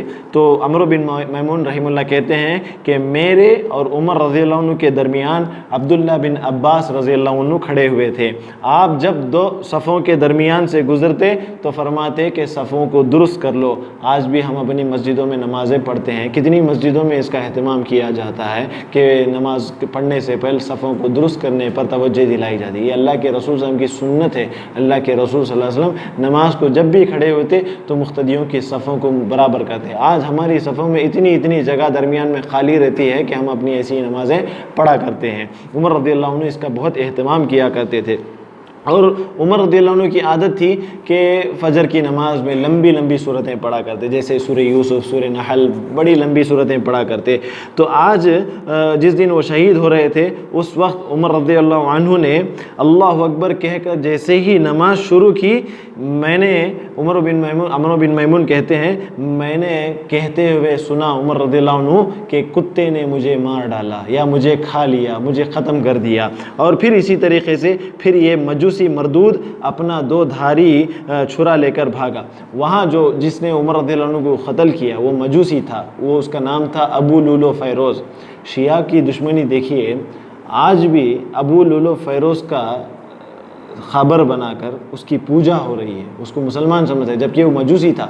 ईरान के जो शिया लोग हैं वहाँ बाकायदा उमर रज़ियल्लाहु अन्हु की दुश्मनी में उन्होंने अबू लुलु फ़ैरोज़ की खबर बनाकर उसकी पूजा पाठ करने को हज के बराबर जो है दर्जा देकर रखा है उन्होंने। शिया की दुश्मनी उमर रज़ियल्लाहु अन्हु के नाम से कितनी है देखिए। बिल्कुल इसी तरीके से अबू लुलु फ़ैरोज़ जो था वो मजूसी ग़ुलाम था मुग़ीरा बिन शुबा रज़ियल्लाहु अन्हु का। एक दिन पहले उसने उमर रज़ियल्लाहु अन्हु से आकर कहा, मैं जो है चक्की का जो आटा होता है उसको पिसाने की जो चक्की होती है, मैं उसका काम करता हूँ, वो मैं बनाता हूँ। मुगीरा बिन शोबा रज़ियल्लाहु अन्हु मेरे आका हैं, मैं उनका ग़ुलाम हूँ। तो मुगीरा बिन शोबा रज़ियल्लाहु अन्हु मेरे से जो महसूल लेते हैं, जो टैक्स लेते हैं वो बहुत ज़्यादा है, आप बोलकर कुछ कम करा दें। उमर रज़ियल्लाहु अन्हु ने कहा कि तुम क्या काम करते हैं? जब उसने बताया कि मेरा ये काम है और इतना टैक्स वो लेते हैं, तो उमर रज़ियल्लाहु अन्हु ने कहा वो बराबर ले रहे हैं, वो आपसे ना ज़्यादा ले रहे हैं ना कम ले रहे हैं, बिल्कुल बराबर है।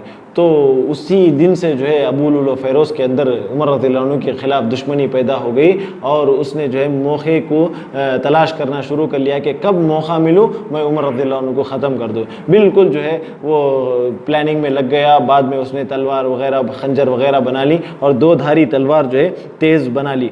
जब उमर रज़ियल्लाहु अन्हु को उसने शहीद कर दिया, शहीद करते हुए जैसे ही उमर रज़ियल्लाहु अन्हु ज़मीन पर गिरते हुए अब्दुर्रहमान बिन औफ रज़ियल्लाहु अन्हु जो पीछे खड़े हुए थे, उन्होंने उमर रज़ियल्लाहु अन्हु ने हाथ पकड़कर मुसल्ले पर खड़ा दिया और अब्दुर्रहमान बिन औफ रज़ियल्लाहु अन्हु सारी नमाज जो है मुकम्मल करने लगे। जब लोगों ने उस मजूसी ग़ुलाम को, अबू लुलु फ़ैरोज़ को पकड़ा, तब उसको मालूम हो गया कि ये लोग मुझे पकड़ चुके हैं, अब मेरा छूटना, फरार होना नामुमकिन है। तो उसने जो है उसी आले से, जिस आले से उसने उमर रज़ियल्लाहु अन्हु को शहीद किया था, उसी हथियार से अपने आप को भी मार लिया, ख़ुदकुशी कर लिया। और जो है वहाँ जो है जब उमर रज़ियल्लाहु अन्हु ने पूछा कि मुझे किसने क़त्ल किया, तो लोगों ने कहा अब्दुल्ला बिन अब्बास रज़ियल्लाहु अन्हु को पूछा कि मुझे क़त्ल करने वाला कौन है। तो अब्दुल्ला बिन अब्बास रज़ियल्लाहु अन्हु गए और जाकर देखा कौन तहक़ीक़ की कि किसने क़त्ल किया है। और जब मालूम हुआ कि मजूसी ग़ुलाम है अबू लुलु फ़ैरोज़ जिसका नाम है, उसने आपको क़त्ल किया है, तो आकर उमर रज़ियल्लाहु अन्हु से कहते हैं कि आपको क़त्ल करने वाला, आपको शहीद करने वाला मजूसी ग़ुलाम है जो मुग़ीरा बिन शोबा का ग़ुलाम। तो उमर रज़ियल्लाहु अन्हु ने कहा वही कारीगर ग़ुलाम जिसने मेरे से आकर शिकायत की थी। तो उमर रज़ियल्लाहु अन्हु ने कहा अल्लाह उसे गारत करे, मैंने उसके साथ भलाई करने का हुक्म दिया। बहरहाल अल्लाह का शुक्र है कि उसने मुझको किसी ऐसे शख्स के हाथ से क़त्ल नहीं कराया जो ख़ुद को मुसलमान कहता हो। तो इससे मालूम ये होता है कि उमर रज़ियल्लाहु अन्हु ने जो दुआ की, अल्लाहुम्मा रज़ुक़नी शहादतन फ़ी बलदी रसूलिक, ऐ अल्लाह मुझे शहादत की मौत नसीब फरमा तेरे रसूल के शहर में। देखिए उनकी दुआ कैसे कबूल हुई। मदीने में इंतकाल हो रहे, शहीद हो रहे, अल्लाह के रसूल का शहर है, और फिर शहीद भी हो रहे हैं। वहाँ कोई मुसलमान नहीं था, लेकिन अल्लाह ताला ने कैसा निज़ाम बनाया कि ये ग़ुलाम जो मजूसी था, जो इस्लाम में नहीं था, उसने उमर रज़ियल्लाहु अन्हु को शहीद किया। बाद में शहीद हो गए तो लोगों ने उनको दूध पिलाना, दवा पिलाना शुरू किया, लेकिन देखा कि दवा पिलाते ही ज़ख़म के रास्ते से जो है दवा वापस आ जा रही है। और फिर इसी तरीके से जब दूध पिलाया गया तो लोग देखते हैं कि दवा जो है, दूध पूरा जो है ज़ख़म के रास्ते से बाहर निकल जा रहा है। तो लोगों ने समझ लिया कि अब जो है इनका बचना नामुमकिन है। तो अब्दुल्ला बिन उमर रज़ियल्लाहु अन्हु अपने बेटे को बुलाकर उमर रज़ियल्लाहु अन्हु कहते हैं कि तुम आयशा रज़ियल्लाहु अन्हा के पास जाओ। देखिए उनके अंदर ज़र्फ़ कैसा था, उनकी ईमानदारी, उनकी सादगी, उनका खुलूस देखिए। उमर रज़ियल्लाहु अन्हु की ख्वाहिश थी कि अल्लाह के रसूल सल्लल्लाहु अलैहि वसल्लम के क़ब्र के बाजू अबू बकर सिद्दीक़ दफन है, वहाँ एक क़ब्र की जगह खाली है। वो चाहते थे कि मैं उस क़ब्र में दफन हो जाऊँ, उमर रज़ियल्लाहु अन्हु, इसलिए कि साथ पूरी ज़िंदगी साथ में थे। अबू बकर रज़ियल्लाहु अन्हु हमेशा साथ रहते थे, उमर रज़ियल्लाहु अन्हु हमेशा साथ रहते, चाहते थे कि मौत के बाद भी, बरज़ख की ज़िंदगी भी अल्लाह के रसूल सल्लल्लाहु अलैहि वसल्लम के साथ हो। तो उनकी ख्वाहिश, लेकिन खलीफा होते हुए उन्होंने आयशा रज़ियल्लाहु अन्हा पर जुल्म नहीं किया, कभी किसी मुसलमान पर जुल्म नहीं किया। अगर वो चाहते तो आर्डर पास करा देते। आज जैसे होता है कि चलो भाई मैं खलीफा हूँ, मैं जो बोलता हूँ वो सही हो जाना, नहीं किया वैसा। अब्दुल्ला बिन उमर अपने बेटे को बुलाकर कहते हैं, ए अब्दुल्ला तुम जाओ आयशा रज़ियल्लाहु अन्हा के पास, दरवाज़े पर दस्तक देना और कहना उमर बिन ख़त्ताब, उनसे अमीरुल मोमिनीन ना कहना, इसलिए कि मैं आज के बाद से अमीरुल मोमिनीन नहीं हूँ, इसलिए कि मैं मरने वाला हूँ। तुम जाकर उनसे कहो उमर बिन ख़त्ताब अपने 2 साथियों के बाजू जगह मांगता है, अगर वो इजाज़त दे दे तो ठीक, वरना मुझे आम मुसलमानों के क़ब्रिस्तान में दफन कर देना। जब गए, इजाज़त पूछी तो जब अब्दुल्ला बिन उमर रज़ियल्लाहु अन्हु वहाँ पहुँचते हैं तो आयशा रज़ियल्लाहु अन्हा उमर रज़ियल्लाहु अन्हु की शहादत की ख़बर सुनकर रो रही थी। उमर रज़ियल्लाहु अन्हु की शहादत की ख़बर सुनकर वो ख़ुद गम से निढाल थी। जब अब्दुल्ला बिन उमर रज़ियल्लाहु अन्हु से पूछा तो उन्होंने, आयशा रज़ियल्लाहु अन्हा ने कहा, मैंने उस जगह को अपने लिए रखा था, लेकिन मैं आज अपनी ज़ात पर उमर रज़ियल्लाहु अन्हु को तरजीह देती हूँ, मैं उनको मुक़द्दम रखती हूँ। तो उसके बाद उन्होंने इजाज़त दे दी, लेकिन इसके बावजूद भी उमर रज़ियल्लाहु अन्हु को तसल्ली नहीं हुई। फिर उन्होंने कहा, जब मैं इंतकाल कर जाऊँ, जब मेरी रूह निकल जाए, मेरा जनाजा लेकर फिर से एक मरतबा उनके दरवाज़े पर चले जाना, अगर इजाज़त मिले तो दफन करना, नहीं तो मुझे फिर आम मुसलमानों के कब्रिस्तान में दफन करना। फिर वैसे ही जनाजा लेकर वहाँ जाते हैं। जाकर फिर आयशा रज़ियल्लाहु अन्हा से दरियाफ़्त करते हैं, इजाज़त है? तो आयशा रज़ियल्लाहु अन्हा कहती है, हाँ, हुजरे में दफन कर दीजिए। तो बाद में जो है उमर रज़ियल्लाहु अन्हु को हुजरे में दफन कर दिया जाता है। अम्र बिन मैमून कहते हैं, जब आपकी वफ़ात हो गई तो हम आपकी मैयत को लेकर निकले। अब्दुल्ला बिन उमर रज़ियल्लाहु अन्हु ने आयशा रज़ियल्लाहु अन्हु को सलाम किया और कहा, उमर ख़त्ताब का बेटा आपसे इजाज़त चाहता है। आयशा रज़ियल्लाहु अन्हा ने जवाब दिया, ले जाओ, हुजरे में दफन कर दो। चुनाचे आप हुजरे में अपने दोनों साथियों के साथ दफन कर दिए गए। तो बिल्कुल एक सारी ज़िंदगी अल्लाह और उसके रसूल के साथ थे, अबू बकर रज़ियल्लाहु अन्हु के साथ थे, तो बिल्कुल मरने के बाद भी उन्हीं की रफ़ाक़त उनको नसीब हुई। अम्र बिन मैमून रहीमुल्लाह कहते हैं कि जब फजर की नमाज में उन पर हमला किया गया तो सूरे अहज़ाब की वो आयत पढ़ रहे थे जिसमें अल्लाह ताला ने कहा, वकाना अम्रुल्लाहि क़दरम मक़दूरा, अल्लाह ताला के काम अंदाज़े पर मुक़र्रर किए गए हैं। जैसे उस्मान रज़ियल्लाहु अन्हु की शहादत हुई तो वो सूरे बक़रा की आयत पढ़ रहे थे, फ़सयकफ़ीकहुमुल्लाह व हुवा समीउल अलीम। तो बिल्कुल इसी तरीक़े से कुरान पढ़ने की हालत में, नमाज की हालत में उमर रज़ियल्लाहु अन्हु को शहीद कर दिया गया। बाद में उमर रज़ियल्लाहु अन्हु शहीद होते हुए ऐसे ही शहीद नहीं हो गए, बल्कि उनके दिल में हमेशा ये ख्याल था कि मेरे बाद मेरी रियाया का क्या होगा, मुसलमानों के मुस्तक़बिल का क्या होगा। तो उन्होंने मजलिस शूरा क़ायम की। इससे पहले जब अबू बकर रज़ियल्लाहु अन्हु वफ़ात हो रही थी तो उन्होंने उमर रज़ियल्लाहु अन्हु को खलीफा बना दिया, लेकिन उमर रज़ियल्लाहु अन्हु ने एक नई मिसाल क़ायम की, एक ऐसी मिसाल क़ायम की जिसकी नज़ीर सारी दुनिया में नहीं मिलती। एक मजलिस शूरा बनाई गई। मजलिस शूरा मतलब 6 सहाबा थे, और वो 6 सहाबा पूरे मुहाजिरीन सहाबा थे, बदरी सहाबा थे, और ये ऐसे सहाबा थे जो साबिक़ून अव्वलून थे, बहुत पहले अल्लाह के रसूल सल्लल्लाहु अलैहि वसल्लम पर ईमान लाए थे। वो 6 सहाबा कौन थे? सबसे पहले उस्मान बिन अफ़्फ़ान रज़ियल्लाहु अन्हु, अली बिन अबी तालिब रज़ियल्लाहु अन्हु, अब्दुर्रहमान बिन औफ़ रज़ियल्लाहु अन्हु, सअद बिन अबी वक़्क़ास रज़ियल्लाहु अन्हु, ज़ुबैर बिन अव्वाम रज़ियल्लाहु अन्हु और तलहा बिन उबैदुल्लाह रज़ियल्लाहु अन्हु। उमर रज़ियल्लाहु अन्हु ने सईद बिन ज़ैद बिन नुफ़ैल रज़ियल्लाहु अन्हु को इस मजलिस में शामिल नहीं किया, हालांकि आप भी अशरे मुबश्शरा में थे। और ये जो 6 लोग थे ये सारे के सारे अशरे मुबश्शरा में, यानी वो 10 लोग जिन्हें जन्नत की बशारत मिली उन लोगों में से थे। और उमर रज़ियल्लाहु अन्हु इस वजह से भी उनको शामिल नहीं किया गया कि वो अपने कबीले से ताल्लुक़ रखते थे, यानी उमर रज़ियल्लाहु अन्हु का कबीला और सईद बिन ज़ैद का कबीला दोनों एक कबीला था। लोग ये ना कहें कि उसने अपने कबीले वाले को खलीफा बनाने के लिए नामज़द किया है, लोग ये ना कहें तो उसके लिए उन्होंने सईद बिन ज़ैद का भी नाम नहीं लिया। खलीफे के इंतखाब का तरीक़ा जो उन्होंने बताया था वो तरीक़ा क्या था कि आपने मजलिस शूरा जो 6 लोग थे उनको हुक्म दिया कि मेरे इंतकाल के बाद किसी एक घर में जमा हो जाएं और मशूरा करें। उस मजलिस में अब्दुल्ला बिन उमर रज़ियल्लाहु अन्हु यानी अपने बेटे को शामिल करें, किस लिए? देखने के लिए। और यहाँ तक उन्होंने कहा अब्दुल्ला बिन उमर रज़ियल्लाहु अन्हु को बहैसियत मुशीर यानी मशूरा देने वाले के तौर पर उनको शामिल करें, खिलाफत में उनका कोई हिस्सा ना होगा। उमर रज़ियल्लाहु अन्हु खुद अपने बेटे के बारे में कहते हैं खिलाफत में उनका कोई हिस्सा ना होगा, बल्कि वो खुद जो है एक मशूरा देने की हैसियत से शामिल होंगे। और अबू तलहा अंसारी रज़ियल्लाहु अन्हु को इस बात पर निगरान बनाया गया कि इंतखाबी जो कार्रवाई है उसकी वो मॉनिटरिंग करें, उसकी देखभाल करें। फिर इसी के बाद जो है इंतखाब यानी 3 दिन उमर रज़ियल्लाहु अन्हु ने कहा 3 दिन के अंदर अंदर खलीफा मुकर्रर हो जाना चाहिए, और चौथा दिन ऐसा नहीं होना चाहिए कि तुम्हारे अंदर कोई अमीर मौजूद ना हो। खलीफा के इंतखाब के लिए कितने वोट होना था उस वक्त जो है उन्होंने मशवरा करके कहा उमर रज़ियल्लाहु अन्हु ने सुहैब रूमी रज़ियल्लाहु अन्हु से कहा कि 3 दिन लोगों की इमामत करो और उस 6 नफरी यानी उन 6 लोगों को एक घर में अलग कर दो और जो लोग वो लोग जिसे खलीफा मान लें उसकी इताअत करो और जो उनकी मुखालफत करे उसको क़त्ल कर दो। यानी ये 6 लोगों को जो मैंने नामज़द किया है, जिस आदमी को भी ये खलीफा बनाएंगे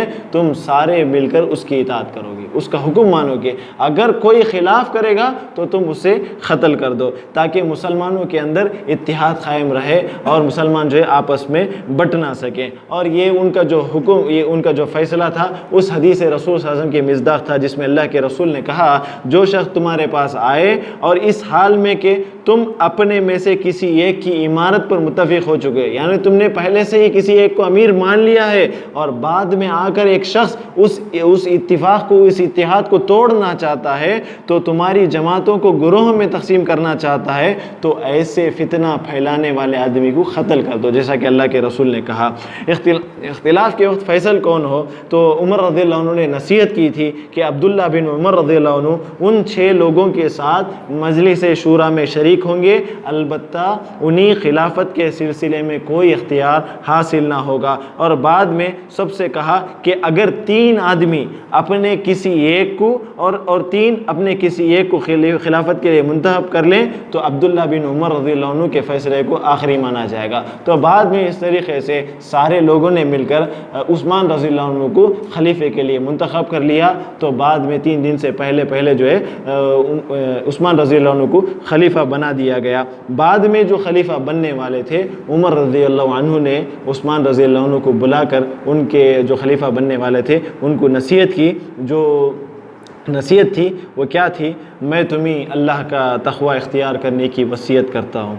सबसे पहले देखिए तक़वे की बात हो रही है, और दूसरी बात जो उन्होंने फरमाई, अल्लाह का तक़वा कैसे इख्तियार करना, किस अल्लाह का, जिसका कोई शरीक नहीं, यानी तुम अक़ीदे तौहीद पर क़ायम रहो। और फिर कहते हैं अव्वलीन मुहाजिरीन के साथ हुस्न सलूक करना, जो मुहाजिर साहब हैं उनके साथ अच्छा सलूक करना, उनकी सबक़त इलल इस्लाम के हुकूक़ को पहचानना, उन्होंने इस्लाम के ताल्लुक़ से जो सबक़त हासिल की, जो पहले उन्होंने इस्लाम को कबूल किया, उसको तुम जानो, उसकी तुम क़दर करो। और अंसार के साथ, जो मदीने के जो सहाबा हैं उनके साथ तुम भलाई करना, उनकी अच्छाइयों की क़दर करना, उनकी जो खूबियाँ हैं तुम उसको संभालना, और उनकी कोताहियाँ, जो उनकी गलतियाँ हैं तुम उसको माफ़ करना। मफतूहा ममालिक के बाशिंदों से अच्छा सलूक करना। देखिए, जो इलाके तुम फतह करोगे तो वहाँ के जो लोग होंगे उनसे तुम अच्छा सलूक करना, क्योंकि ये दुश्मनों को दफ़ा करने वाले और माले गनीमत जमा करने वाले हैं। सिर्फ वही कुछ लेना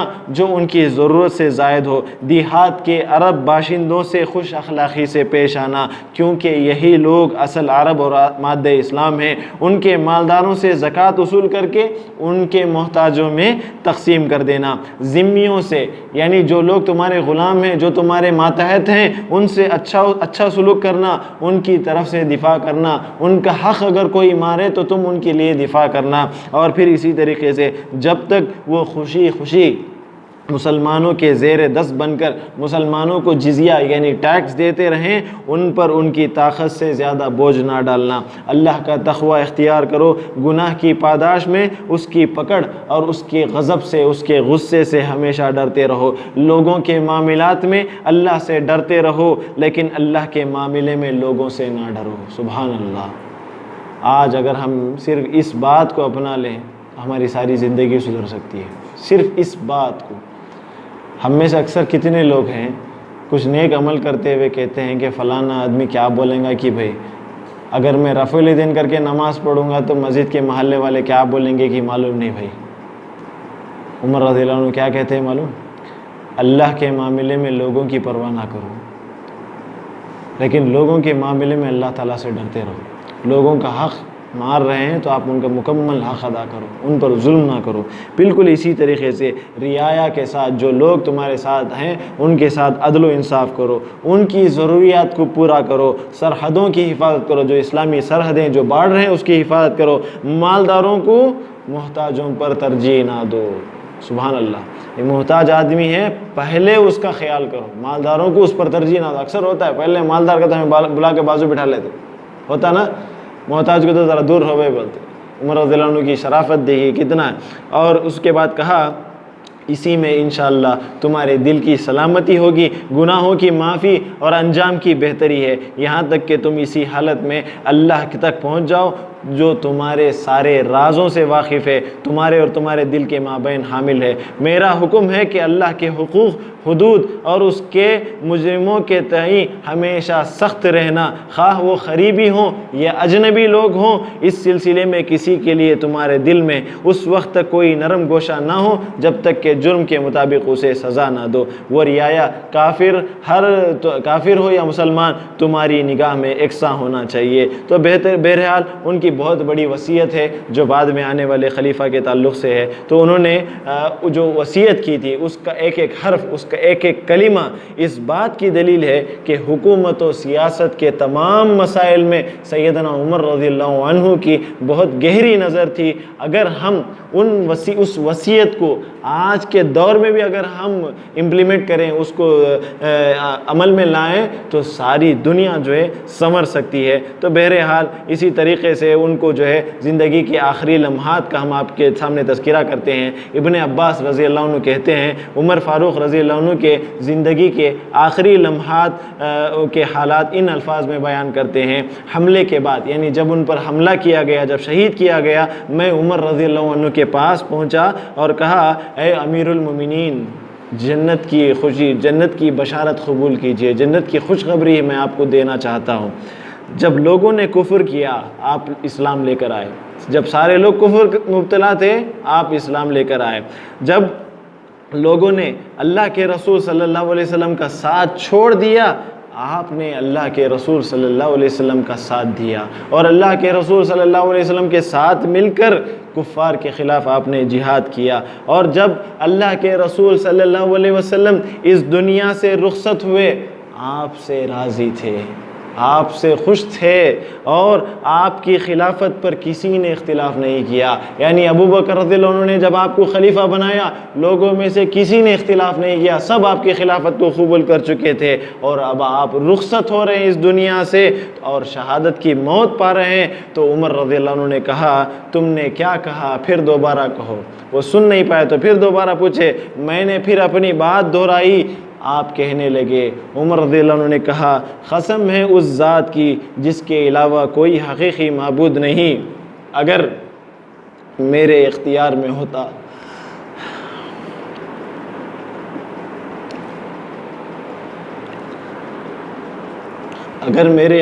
होता तो मैं क़यामत के दिन की होलनाकी से बचने के लिए ज़मीन के सारे ख़जाने को अल्लाह की राह में वक़्फ़ कर देता। कौन फरमाते हैं? जिनके बारे में अल्लाह के रसूल सल्लल्लाहु अलैहि वसल्लम ने ख़ुद कहा था कि जब आप इंतकाल हो जाएंगे तो आपको जन्नत है। उसके बावजूद भी जहन्नम से उनका डर देखिए, अपने गुनाहों पर उनको नदामत देखिए, जबकि कोई गुनाह उनका नहीं था। सुभान अल्लाह, सुभान अल्लाह। और सही बुखारी की रिवायत में है कि आपने ये भी कहा कि तुमने रसूलुल्लाह सल्लल्लाहु अलैहि वसल्लम से मेरी मुसाहिबत और आपकी रज़ामंदी के मुतल्लिक़ जो कुछ ज़िक्र किया है, ये तो अल्लाह ताला का मुझ पर एहसान है जिससे उसने मुझे नवाजा, और जो मेरी बेचैनी और गम तुम इस वक्त देख रहे हो वो तुम्हारी और तुम्हारे साथियों की वजह से है। अल्लाह की कसम, अगर मेरे पास ज़मीन भर सोना हो तो अज़ाब इलाही को देखने से पहले, अज़ाब इलाही को देखने से पहले उससे नजात पाने के लिए मैं उस सारे ख़जाने को अल्लाह के रास्ते में फ़िदिये के तौर पर दे दूँ।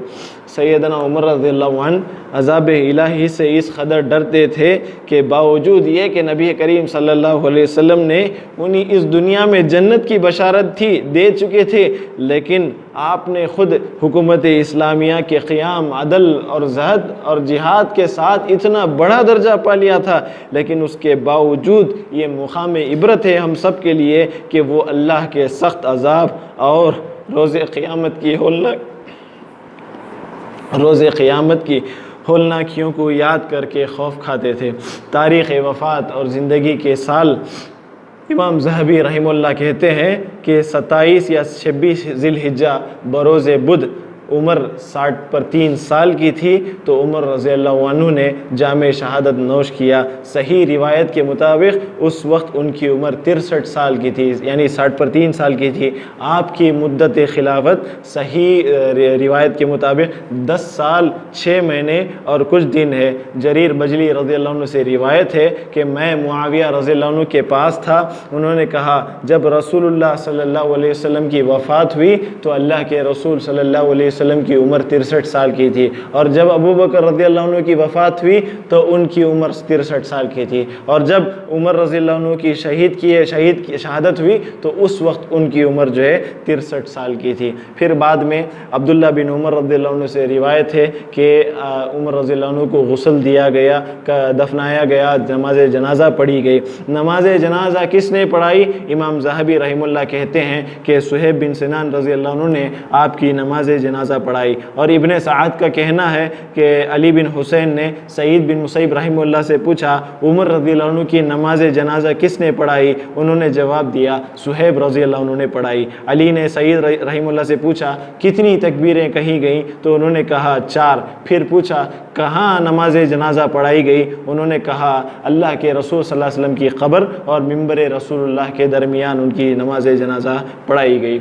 और इब्ने मुसैब का कहना है कि जब मुसलमानों ने देखा कि उमर रज़ियल्लाहु अन्हु के हुक्म से सुहैब रज़ियल्लाहु अन्हु फ़र्ज़ नमाज़ों में उनकी इमामत करते थे, उन्होंने नमाज जनाजा पढ़ाने के लिए भी सुहैब रज़ियल्लाहु अन्हु को आगे बढ़ा दिया। फिर इसी तरीके से तदफीन के ताल्लुक़ से इमाम ज़हाबी रहमुल्लाह कहते हैं कि उमर रज़ियल्लाहु अन्हु की तदफीन हुजरे नबविया के अंदर हुई, और इब्नुल जौज़ी रहमुल्लाह ने जाबिर रज़ियल्लाहु अन्हु की रिवायत नक़ल की है कि उमर रज़ियल्लाहु अन्हु की क़ब्र में उस्मान रज़ियल्लाहु अन्हु, सईद बिन ज़ैद रज़ियल्लाहु अन्हु, सुहैब रज़ियल्लाहु अन्हु और अब्दुल्ला बिन उमर रज़ियल्लाहु अन्हु ख़बर में उतरे ताकि उनको दफन किया जा सके। हिशाम बिन उरवा रज़ियल्लाहु अन्हु से हिशाम बिन उरवा से रिवायत है कि वलीद बिन अब्दुल मलिक के ज़माने में जब नबी करीम सल्लल्लाहु अलैहि वसल्लम और अबू बकर और उमर रज़ियल्लाहु अन्हु के ख़बर के ऊपर जो दीवार थी वो दीवार गिर गई थी, तो लोग जो है उसे बनाने लगे। वो दीवार जब गिर गई तो लोग को उस दीवार को मरम्मत करने लगे। तो मरम्मत करते वक्त जो है उन्हें पैर नज़र आया, एक पाँव नज़र आया, तो लोग डर गए कि कहीं ये अल्लाह के रसूल सल्लल्लाहु अलैहि वसल्लम का पैर ना हो। तो लोग शनाख्त नहीं कर सके, तो यहाँ तक कि उर्वा ने कहा अल्लाह की कसम ये नबी करीम सल्लल्लाहु अलैहि वसल्लम का पाँव नहीं है बल्कि ये उमर रज़ियल्लाहु अन्हु का पाँव है। यानी इसका बताने का मकसद ये है कि उमर रज़ियल्लाहु अन्हु शहीद होने के बाद बहुत सालों के बाद उनका जिस्म सही सलामत था। तो मालूम ये होता है कि अम्बिया और शुहदा की ख़बरों को, उनकी लाशों को मिट्टी जो है नहीं खाया करती। और तदफीन से मुतल्लक़ ये बात भी आपके सामने बता दी गई है कि तदफीन के लिए आयशा रज़ियल्लाहु अन्हा से इजाज़त तलब की गई थी। इजाज़त मिलने के बाद अल्लाह के रसूल सल्लल्लाहु अलैहि वसल्लम के साथ उमर रज़ियल्लाहु अन्हु को दफन किया गया था। उमर फ़ारूक रज़ियल्लाहु अन्हु का जब इंतकाल हुआ तो अली रज़ियल्लाहु अन्हु क्या कहते हैं? अब्दुल्ला बिन अब्बास रज़ियल्लाहु अन्हु का बयान है कि उमर रज़ियल्लाहु अन्हु अपने तख्ते पर रखे गए और जनाजा उठाए जाने से पहले लोगों ने आपको घेर लिया था।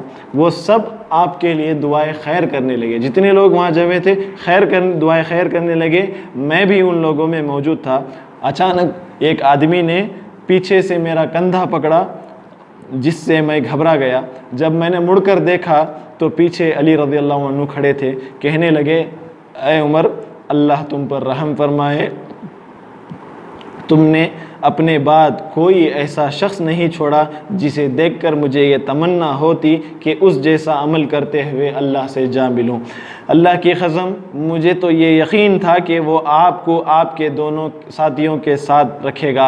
मेरा यह यकीन इस वजह से था कि मैंने रसूलुल्लाह सल्लल्लाहु अलैहि वसल्लम को हमेशा ये कहते हुए सुना, मैं गया और अबू बकर और उमर गए, मैं और अबू बकर और उमर दाखिल हुए, मैं और अबू बकर और उमर वापस आए। यानी अपनी ज़िंदगी में, सारी ज़िंदगी में अल्लाह के रसूल सल्लल्लाहु अलैहि वसल्लम के साथ ये दोनों सहाबा थे, और इंतकाल के बाद भी इन तीनों की जो है लाशें भी जो है बाजू बाजू उनकी रिफाकत में रखी गई। इसी वजह से इसके बाद उमर रज़ियल्लाहु अन्हु की शहादत के बाद मुसलमानों पर जो असर हुआ, सैयदना उमर रज़ियल्लाहु अन्हु की शहादत मुसलमानों के लिए एक बहुत बड़ा गम का समा था। वो बहुत बड़ा एक गम का पहाड़ टूट गया था, क्योंकि किसी तवील बीमारी के बाद आपकी वफ़ात न हुई थी। इसलिए कि अबू बकर रज़ियल्लाहु अन्हु भी बीमार होकर इंतकाल हुए, अल्लाह के रसूल भी बीमार होकर इंतकाल हुए, लेकिन उमर रज़ियल्लाहु अन्हु अचानक से शहीद कर दिए गए। और ये हादिसा इस वजह से और भी ख़तरनाक हो चुका था कि उस हादिसे को, यानी उनकी शहादत जो है अल्लाह के रसूल सल्लल्लाहु अलैहि वसल्लम की मस्जिद के अंदर हुई थी, और उस हालत में हुई थी जबकि उमर रज़ियल्लाहु अन्हु नमाज पढ़ा रहे थे। इसके बाद, इस हादिसे के बाद मुसलमानों पर क्या गुजरी, इसके ताल्लुक़ से अमर बिन मैमून कहते हैं, मुसलमानों के लिए ये इतना बड़ा हादिसा था कि लगता था कि जैसे इससे पहले ऐसी मुसीबत कभी इन पर ना आई हो। सैयदना उमर रज़ियल्लाहु अन्हु के ज़ख्म खुर्दा होने के बाद इब्ने अब्बास रज़ियल्लाहु अन्हु मुसलमानों की हालत देखने के लिए बाहर निकले ताकि उमर रज़ियल्लाहु अन्हु को इसके ताल्लुक़ से मुतला कर दें। तो जब लौट कर आए तो कहने लगे, जिनसे भी मेरी मुलाकात हुई है मैंने उन्हें गम से निढाल होता हुआ, रोता हुआ पाया है। ऐसा मालूम होता है कि गोया उनका इकलौता बेटा फौत हो चुका है। तो ये एक बहुत बड़ा गम था सारे मुसलमानों के लिए, और इसके लिए भी एक बहुत बड़ा गम था कि उसके बाद से मुसलमानों के दरमियान फितना व इंतशार शुरू हुआ। तो बहरहाल हमने आपके सामने जितना हमसे हो सका है उमर रज़ियल्लाहु अन्हु की सीरत आपके सामने बयान की है। अगर इसमें से कोई बात गलत है तो वह मेरे और शैतान की तरफ से है, अगर कोई बात इसमें सही है तो वह अल्लाह की तरफ से है। अल्लाह ताला हम तमाम को कहने सुनने से ज़्यादा अमल की तौफ़ीक़ अता फ़रमाए और हमें सहाबा का मनहज, सहाबा की सीरत अपनाने वाला बनाए, उनके जैसा अपने अंदर ईमान व अक़ीदा पैदा करने वाला बनाए। आमीन। वमा अलैना इल्लल बलागुल मुबीन। तबारकल्लज़ी नज़्ज़लल फ़ुरक़ान अला अब्दिही लियकून लिलआलमीन नज़ीरा।